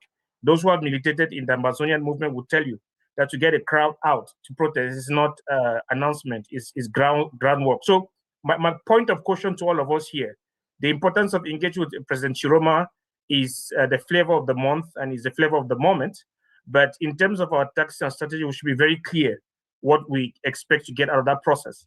Which brings me to my second point. I believe that it's absolutely important for us to have that internal coherence in our conversation. We're supposed to form an internal position of our own that makes us to be engagement ready, irrespective of who emerges. In my personal reflections, it dawns on me that from all intents and purpose and looking at the positioning of power politics in Cameroon, say someone like Ngongo has positioned himself to grab power. I'm telling Southern Cameroonians that we may have to negotiate with someone else other than Issa Tchiroma. It therefore means that we need to have an internal conversation about our negotiating points that we would take to the table with whoever we are dealing with. If that person happens to be Issa Tchiroma, the conversation has started. If it happens not to be Issa Tchiroma, we should therefore not pre-position ourselves in our support for Tchiroma in a way that compromises our ability to engage with whoever emerges out of that fight. Unless we have an ability to influence the outcomes, I think it is wiser for us to position ourselves with principled positions that are in the interest of our people, to say that this is what we want as a people, and whoever we're negotiating with, we will have the same ask. I just wanted to put that as a point of engagement for our people to just bear in mind. Thirdly, building on the conversation that Chief Luma put forward there, and for those of you who attended the last 2-3 or watched the last 2-3 outings of Comrade Chris Anu on the All Anglophone Conference, there is a sentiment that I feel that as Southern Cameroonians we are ignoring. And I see it emerging again and again, and Chief Luma made allusion to that. The notion that we are prosecuting a common interest for the Southern Cameroon struggle at a time when an increasing number of our people from the Southern Zone are expressing frustration about being dominated over. And personally, maybe some of you have heard that over and over again, and but I think that that's a sleeping time bomb that we have to address, which I think would be resolved by a clear proposition about the model of governance that ensures that their concerns and their identity will be catered for in what I personally feel would be some sort of parliamentary democracy that is representative enough. I wanted to put that on the table to say that we cannot continue to just dismiss and sweep that under the table or make token statements about our unity and our oneness. If there's a sense of an overwhelming dominance of the northern zone to the southern zone, that's an elephant in the room we cannot ignore. And I feel that from our own practice of democracy as it were, we need to start having conversations about that, digging deep, establishing the facts from the fiction, and beginning to propose actual models of how do we cater for this concern, because we cannot then marshal in as one people to fight big domination and then ignore the voice of local internal domination that our own people are feeling. That's very, very important. Lastly, I wanted to just also use this platform today to say we would seek, a lot of has been said about the importance for us to have our own internal consultations. I want to reiterate and for example, we have gone past the stage where we meet stakeholders and ask them what kind of federation they stand for. In our own internal conversations, for those who stand and believe in federation, I think we're supposed to have ventilated that question and put forward a solid model of a proposal. Say two-state confederation with the restoration of parliamentary democracy, Westminster style in the Southern Cameroons, as existed between 1961 and 1965, with a prime minister where it was Foncha and Joa, a return to that model. For example, that such a proposal should have been ventilated amongst ourselves, defended. Let it then be that when we're talking to Tchiroma, we're talking to whoever it is we're talking to, at our own level as a people, we would have already ventilated a question that says that this is the kind of federation. I'm saying it is not, the onus does not rest on people like Issa Tchiroma to tell us what kind of federation we need. It is our responsibility to have that conversation internally so that we can be able to go out there with a clear proposal to say, this is the kind of federation we stand for, and here are the reasons why. Finally, there is and I think that Dr. Eugene Ate is going to speak to that. I noticed that when Eric was speaking, he made mention of certain interactions with late Chairman Frundi that sort of drew the response from Ate. And that for me was symbolic of the kinds of internal conversations that we need to be having with ourselves. That says that we cannot have a situation where Dr. Eugene Ate and Eric meet themselves in front of a platform engaging Tchiroma, and then instead of engaging Tchiroma, we are having internal squabbles about the internal coherence of our own story. Hence, the need for us to meet, like Chief Luma has said. Hence, a number of us advocating for this all Anglophone conference, Anglophone General Conference, Anglophone Consultation, AAC3, whatever name you want to give it. We are saying that because of the rapidly changing political situation that is happening in Cameroon, the urgency of that meeting is overrated, where we need to get everybody of every tendency around the table to start having comprehensive conversations to build internal coherence for a kind of collective engagement with the stakeholders that lay in front of us. So I want to use this opportunity to, through you, Chair, and to invite the town hall to say that a lot of work, a lot of planning has already been rolled out as far as what we want to call AAC3 is concerned. I want to, through this platform, invite the town hall to endorse and bring in their platform and bring in their manpower, their technical skill to give that process a kick. There's nothing cast on stone. The idea has been thrown out there. We think it's a necessity. We sort of all agree that we need to have that conversation. We are now grappling with the how to make it happen. And I wanted to just extend this invitation to the town hall to say, please join the conversation, bring in your ideas, and help us make this thing a success. And through you to your audience to say that, let us please endorse this notion of us needing to meet urgently and find ways of making that happen urgently as soon as possible. With that, I want to just say thank you to the town hall and to the secretariat for the work that you're doing. And we continue to look up to you to the platform for engagement and civility that you're providing for us. Thank you, Chair. I yield. Thank you very much, Professor Nubong. You're welcome. Again, this town hall is the people's platform, so we are not going to censor Southern Cameroonians who want to engage. You know, we have reached across the aisles. We've gone beyond our borders and brought guests to speak of varying opinions. You know, Professor Munzu has been up here, Lady John Frundi has been up here. So as long as it's people who are coming to have a civil conversation and not animus. We would welcome every effort. So thank you, and let's stay in touch with what you said is going on behind the scenes. Thank you. So I see we have people adding on, but let me go through the people who were here. We take Mike Taki, no, sorry, before Mike was Dr. Agbo, Mike Taki, and then Dr. Eugene. No, sorry, Dr. Eugene, your hand is up first. It's that color hand I didn't see. Dr. Eugene, do you have your camera? Because I see a mic, I don't see your camera. Dr. Eugene, unmute yourself. Okay, if he's not there, Dr. Agbo, go ahead. Oh, sorry. Yes, Dr. Agbo, go ahead. Dr. Eugene is not there. Unmute yourself, Dr. Agbo. Okay. Yeah. Thank you very much again. I just want to add my voice on this. People talking about federation. I mean, you cannot be planning to go on the negotiating table, and you already get a position that is far less than you deserve. You know, the world owe us our freedom. We're part of a colonized people, so they owe us that. So why would you start talking about a federation? Because if you talk about a federation, then the people will say that, okay, perhaps if their starting position is that, then perhaps the middle ground is somewhere less. Now, if you are talking about a federation, you are talking about France. France still has a lot of influence in Cameroon. How are you going to deal with France? Is France going to allow you to do it? No.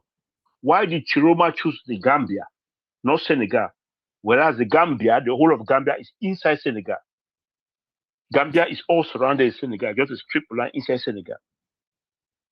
Why did he choose the Gambia instead of Senegal? Because he knows the influence of France. This federation that is offering like that, he knows that France is not going to accept it. Even the Paul Biya now that is in Geneva. Geneva is in France.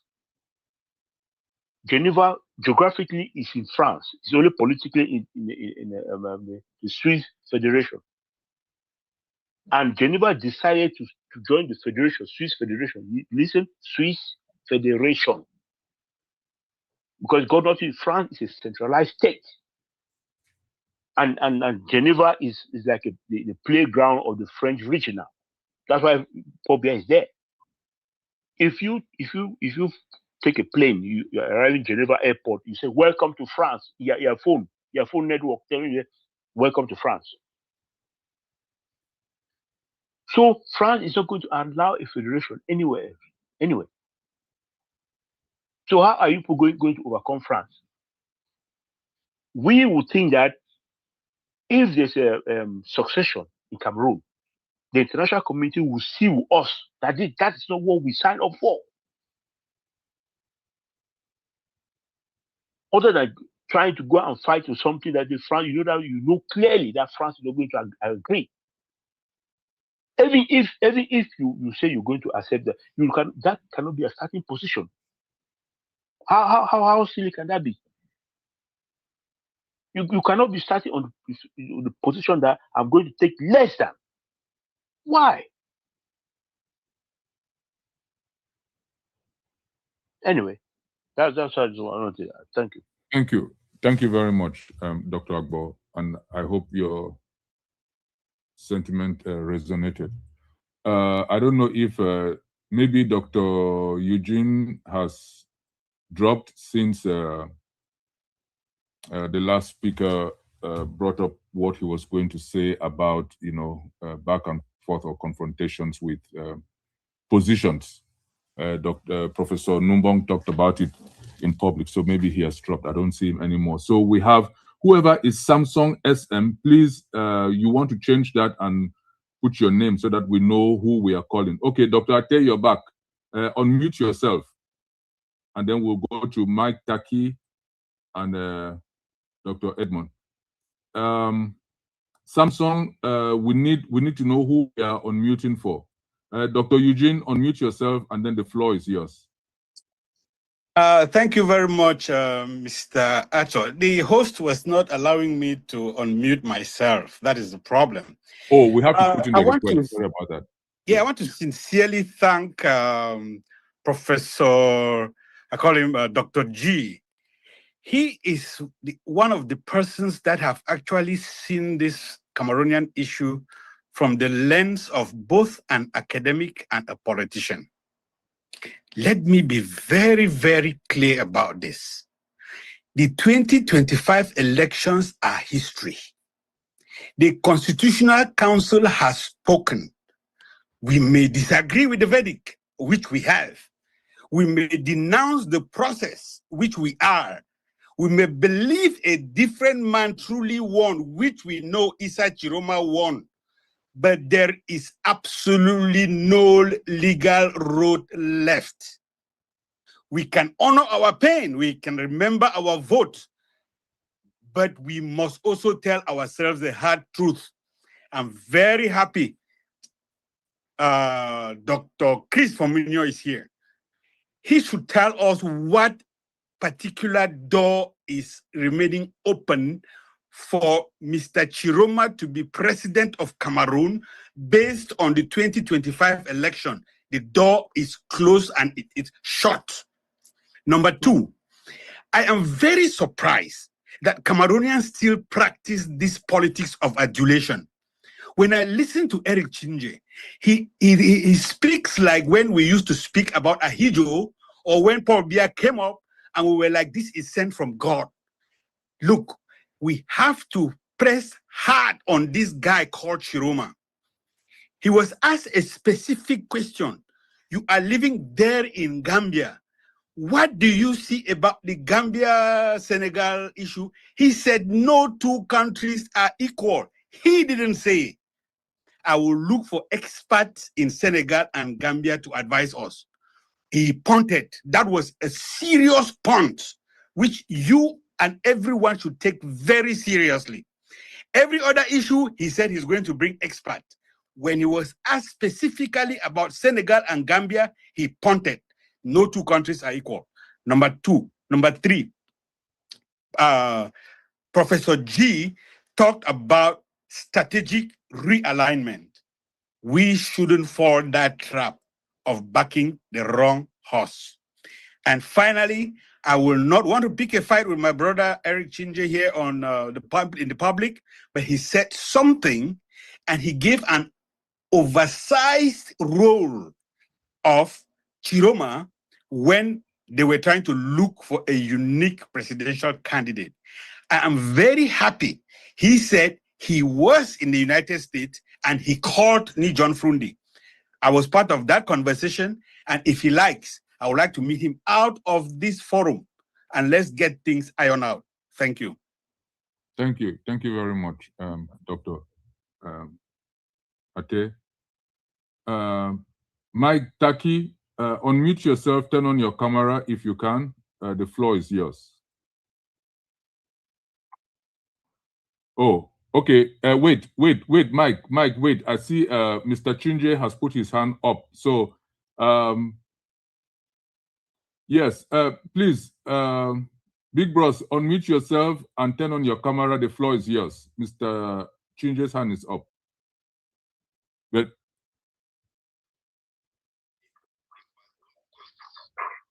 okay. Yeah, go ahead.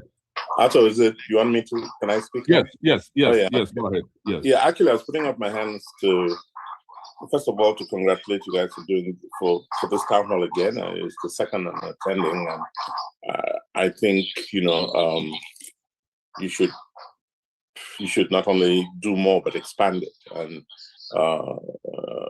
so that we can begin to move towards some kind of consensus over what exactly we want. I think we may think it's obvious what we want, but it isn't. You know, even just listening carefully to everyone in the room, you get the sense that there's some core red lines that, you know, we all can agree should not be crossed. Let's identify them. I think it's important to identify them. And then everything else is, you know, beneath that. So I want to suggest that this town hall should work on identifying what the red lines are. Where does agreement, where do we go to the edge of having an agreement, and beyond that, everything else it's a no-no. That's what I was going to say. But since is it Ate who's been, you know, accused me of lying, I really don't like people who say that. You know, you just have a different perspective, that's all. And I'd really love to know what it is he thinks I'm lying about. I speak my truth, and I really think, as I told him, the truth in a separate message, it's the truth that will save us. So let's go over the emotionalisms and be straightforward with each other. Eric, you said John Fundi didn't do this or did that. That would be nice. And then I'll say, oh no, absolutely, I think he did. There's no point, you know. Part of the problem we have is this very, you know, intentional pulling down of people and making them look ridiculous, or want to make them look ridiculous. It's not necessary. I'm an old man now, and I have no time, you know, for the kinds of stupidities that I hear once in a while. But let me say this. One, I think we can resolve this problem, our problem. Whether we are resolving it as through, you know, the federal prison, or we're resolving it as independent states, we've got to be, you know, we've got to look at global geopolitics and say, what is possible to do today in the world? What is possible? And then we take the steps necessary to do it. You know, it'll be harder. If we cannot have, you know, it will be harder to create two states in that geography where we are, but it's not impossible. Okay? If we agree that it is harder, then let's figure out what it will take to get there. If we say oh, it might not be possible, what is the easier option? Let's, and I think, you know, this town hall should do that. That's what I mean when I talk about these red lines. You know, if we can figure them out, then we've begun that conversation. And I can guarantee you, since I happen to know Tchiroma well, you know, I pulled myself out of his orbit. Long after the elections, you guys might have, you know, I mean, I'm not a spokesperson for him. I even said it when I interacted with him. I'm not. But I know him well enough to know that what we can push with him. So if we have those red lines before he even comes into office, we'll say, okay, we can advance on this this Southern Cameroon's effort, but we will not allow you to go beyond this. This is what is acceptable to us. So let's start working on that. That makes more sense. That puts us on a solid path, and I suggest we do that. And that will be. And I think, you know, you should even issue a statement saying these are the things the Southern Cameroon Town Hall is working on, and let's start moving the minds of fellows out there. I think we're giving too much importance to France. Let me throw that in. We're giving too much importance to France. France is only there for their interests. Believe me, I've seen the Americans coming in, and I had meetings with some folks in Washington the other day. Cameroon for them is all about interests. Cameroon for China is all about interests. And the French will continue with their interests forever. So let's rationalize these things. Look at what is in our own interest and move on it. And I call on you, I took the floor to call on you to lead that effort, because I think you guys are doing a fantastic job. Thanks. Thank you very much. But let me ask you a question before you go, since you brought up the question of interest. I beg, Comrade Mike Taki, you're supposed to be next. Let me just ask one question.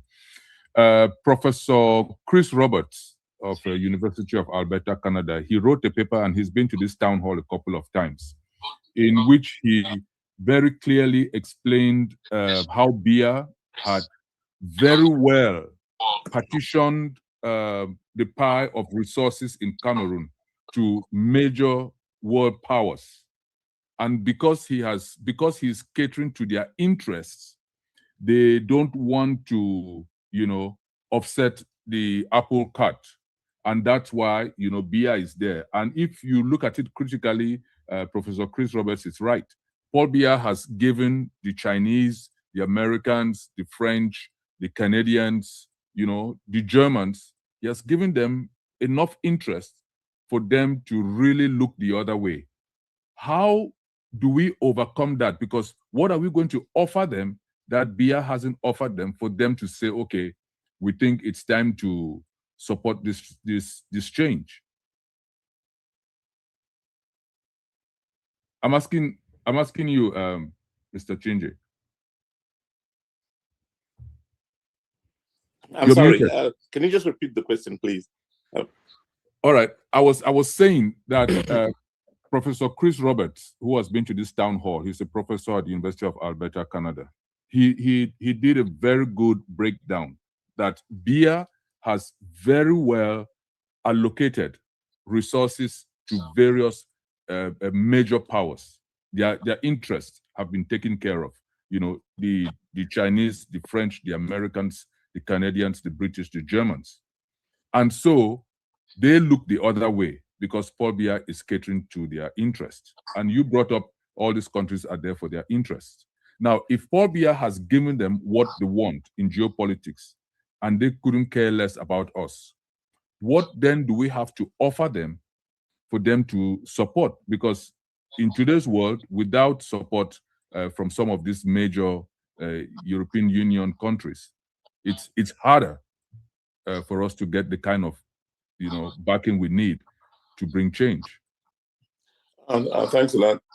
So I think my response to that is fairly simple, and Chris and a host of others who are at this meeting, maybe we can all put our heads together and talk some more about that. But what really needs to happen is to reassure countries that all of our partners that we're in this for a win-win. We know that they want something we have, but they must understand that we have the land and our people must benefit from the resources of the land. These arguments can be made. There's language within the diplomatic community to make it understood that China cannot, for example, take 30,000 hectares of land, plant, export, and the locals see no real benefits. I mean, that case can be made. France cannot take our railroads and promise to build, to connect the country by rail, and nothing happens in 20 years and nobody's speaking up. So I think a genuine discussion needs to be had. But we first of all have to figure out what our own interests are. Look at how much of our forests is being, that the Israelis and Frank Biya and the rest of them are taking out of that country. All the talking will not change the genuine situation on the ground until we share in the wealth of those forests, until we share in the wealth of the gold and the iron. The problem, we've not defined our own interests. We haven't. And until we do and engage the world based on those interests, I don't think, and look, and we can force them. We have the land. We can make life impossible for them. If we knew what our interests were, we can get those people in the East who are slaves to the Chinese to stop. We can make it impossible for the Chinese to survive it. So, in answer to your question, the problem is with us. It's not with them. They will pursue their interests at all costs. But we can make it difficult for France, for China, for America, for everybody to operate on our soil without giving back. That can be done. That's my simple answer. Thank you. Thank you very much for that answer. And I stand to be corrected. Professor Chris Roberts is at the University of Calgary, not Alberta in Canada, Calgary. Thank you. Thank you very much for your response. Let's go to Mike. Taki, unmute yourself, and then you have the floor.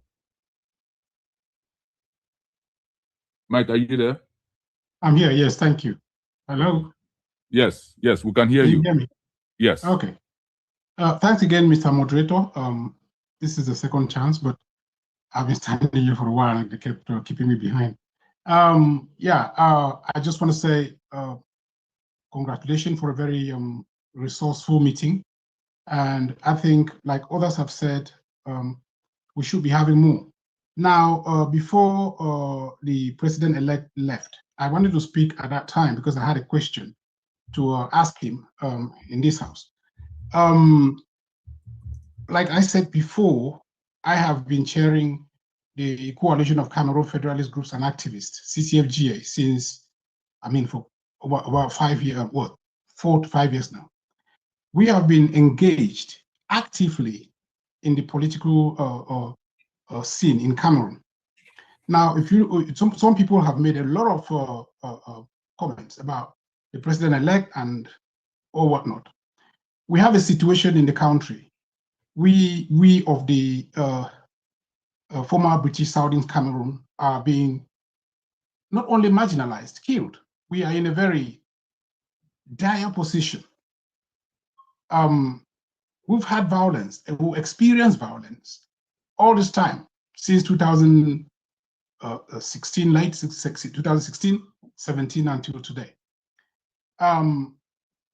We've had, people standing or having very, very tough opinions on what should be done and what should not be done, how we should engage and how we shouldn't engage. And unfortunately, we are still having these very thoughts to today. We still have people theorizing on how we should do things instead of actually practicing what we should do, coming out clearly that this is what needs to be done.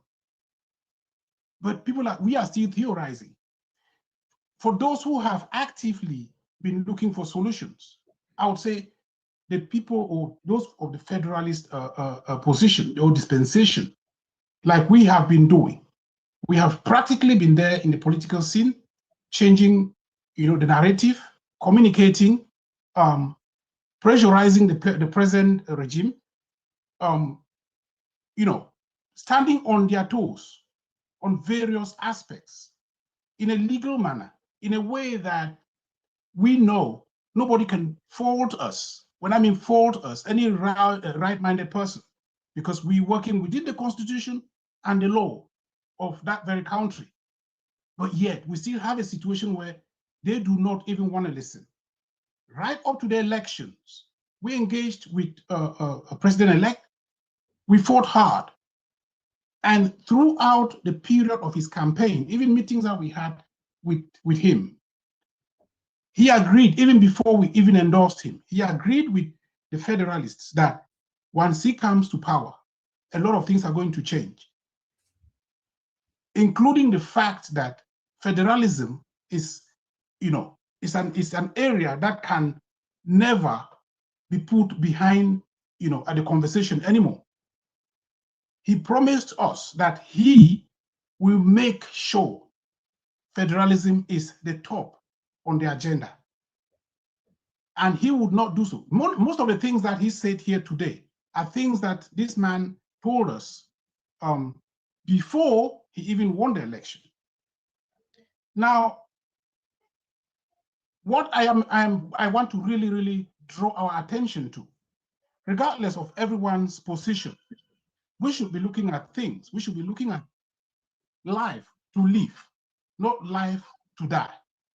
You cannot prepare to die, but you promise, you make sure you try by all best to live. And we should be looking at things from a practical perspective. What do we do to live? Until you are a living person, you cannot have the power. You cannot even feature on the table for a table of discussion. The regime in power has made sure nobody comes on the table with them. They have made sure if they were to even have any iota of remorse, or let me even say a good political acumen, because these are not really politicians on the other side of the Biya regime. They are not politicians. They are just human beings who are protecting their own interest directly in an open, using the opportunities that have been given to them. This is what they have been doing. Now, we have an opportunity. When I mean we, the people of former Southern Cameroons, have the opportunity to finally be be at the table of where key or core discussions are being made. I am seeing or listening to various conversations, various views, some not even interested in these conversations that we are being invited to. The Tchiroma team, or the people who voted for Tchiroma, as all of you would know, they did not come from FSNC. They came from different factions. There's the people that we talk about, the grassroots, or the people whom we talk of as, the people from the community. They voted for Tchiroma. And they did not, some of them even voted, they don't even know the party that Tchiroma belongs to, but they voted for Tchiroma. That's to say Tchiroma is, I would say, a candidate who is he's a wild card. And looking at the position, what our big brother was saying, Eric, Tchiroma is not, I don't think he's very much attached to the French or to the Germans or to the British or to whoever, because he did not plan for this. This is an opportunity for us to actually make a change in Cameroon. We, when I mean we, again, we, the minority.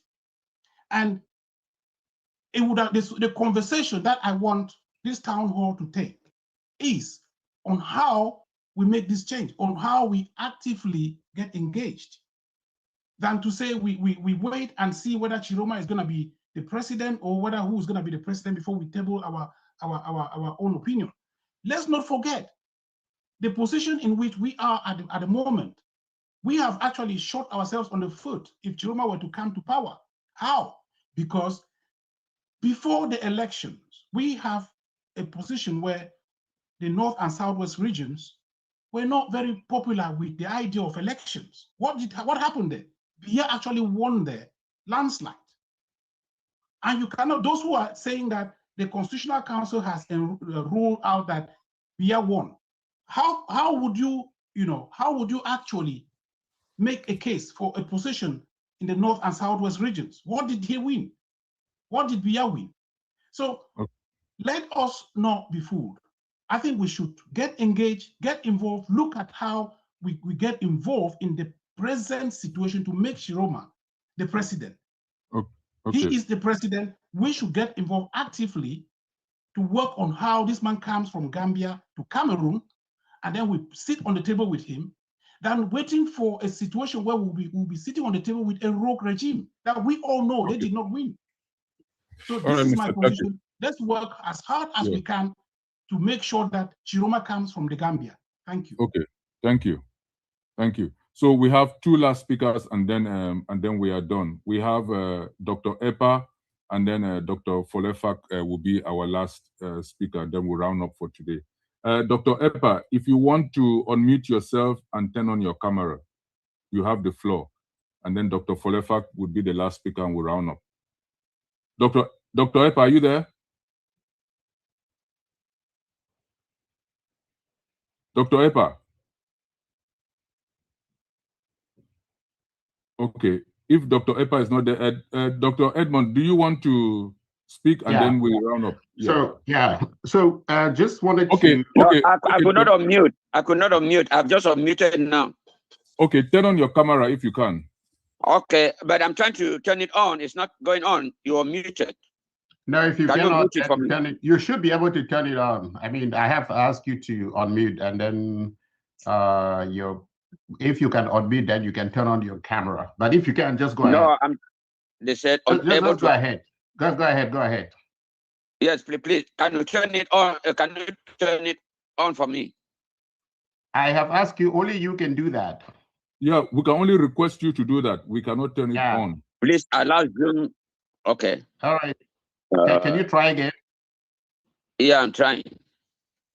Yes. Let me see.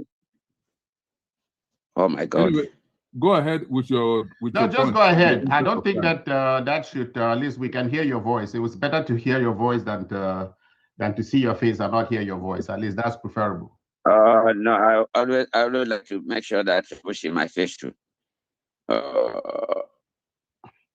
Yeah, we the sent you a request. ask you to start video. Yeah. Yeah. Okay. Unable to access camera. Please allow Zoom. That is your it's for you and Dr. Epper. I mean that's for you. Just go ahead. Okay. I want to thank the conveners of this town hall, especially Mr. Arthur. You know, I was not able to hear the president or the elected president of La Republic of Cameroon make a speech. I had this link later on. I couldn't get the link. But based on what I've heard, I want to first of all thank everybody who has contributed very well in this meeting. Let me go straight. One of the issues that Chief Luma addressed, I've heard it again during the last outing that Comrade Chris had with some others people. The concern of saying Northwest, or let me just say Southern Zone and the Northern Zone, not agreeing, and that Northern Zone is more populated, they dominate and all that. And Chief Luma also mentioned it here. I would just want to say that this has been in the past, but I don't think it is still now, but we need to discuss about it. We have discussed about this, and it is no longer the case. It is La Republic who implanted this thing in our heads so that we become so divided. I don't see when we have our independence, I don't want to say if, when we have our independence actualized, the people from the Northern Zone are going to dominate those in the Southern Zone. I come from Guti. That cannot happen. It can't.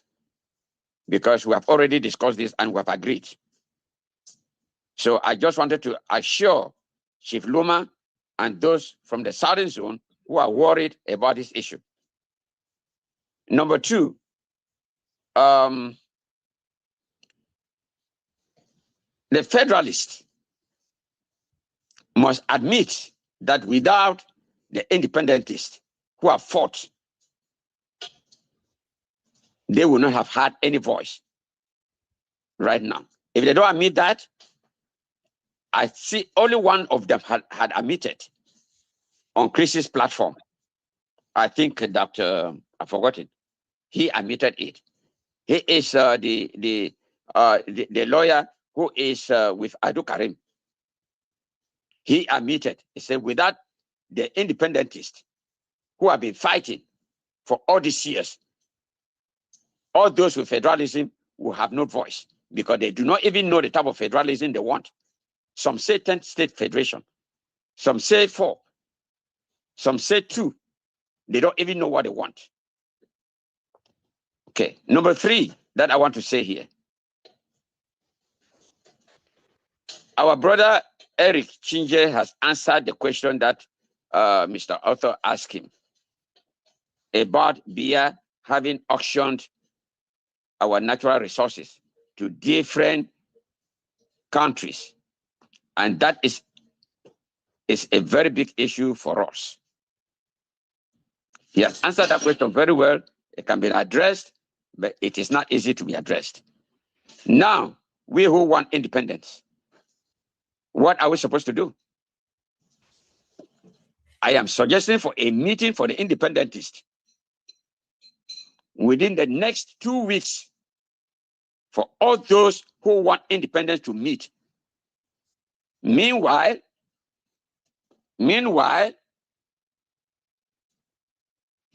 the Federalists, of course, they have been meeting. But the independentists of all groups need to meet and we discuss about certain issues. How we are going to meet with the Federalists.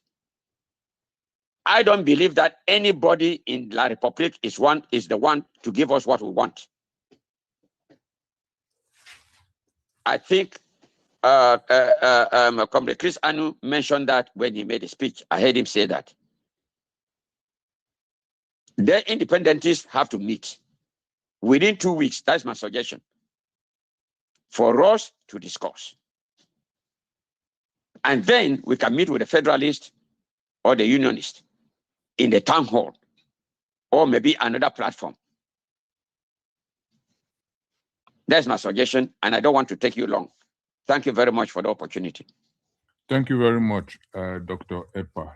Thank you. Yeah. So, Dr. Edmond Folefak, you have the floor and the roundup.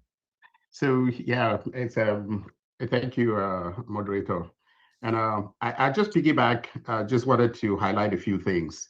And just so that since we have this many people on this platform, one would be this appellation of Anglophone, right? I think I understand when our parents or our forebearers had an all-Anglophone conference.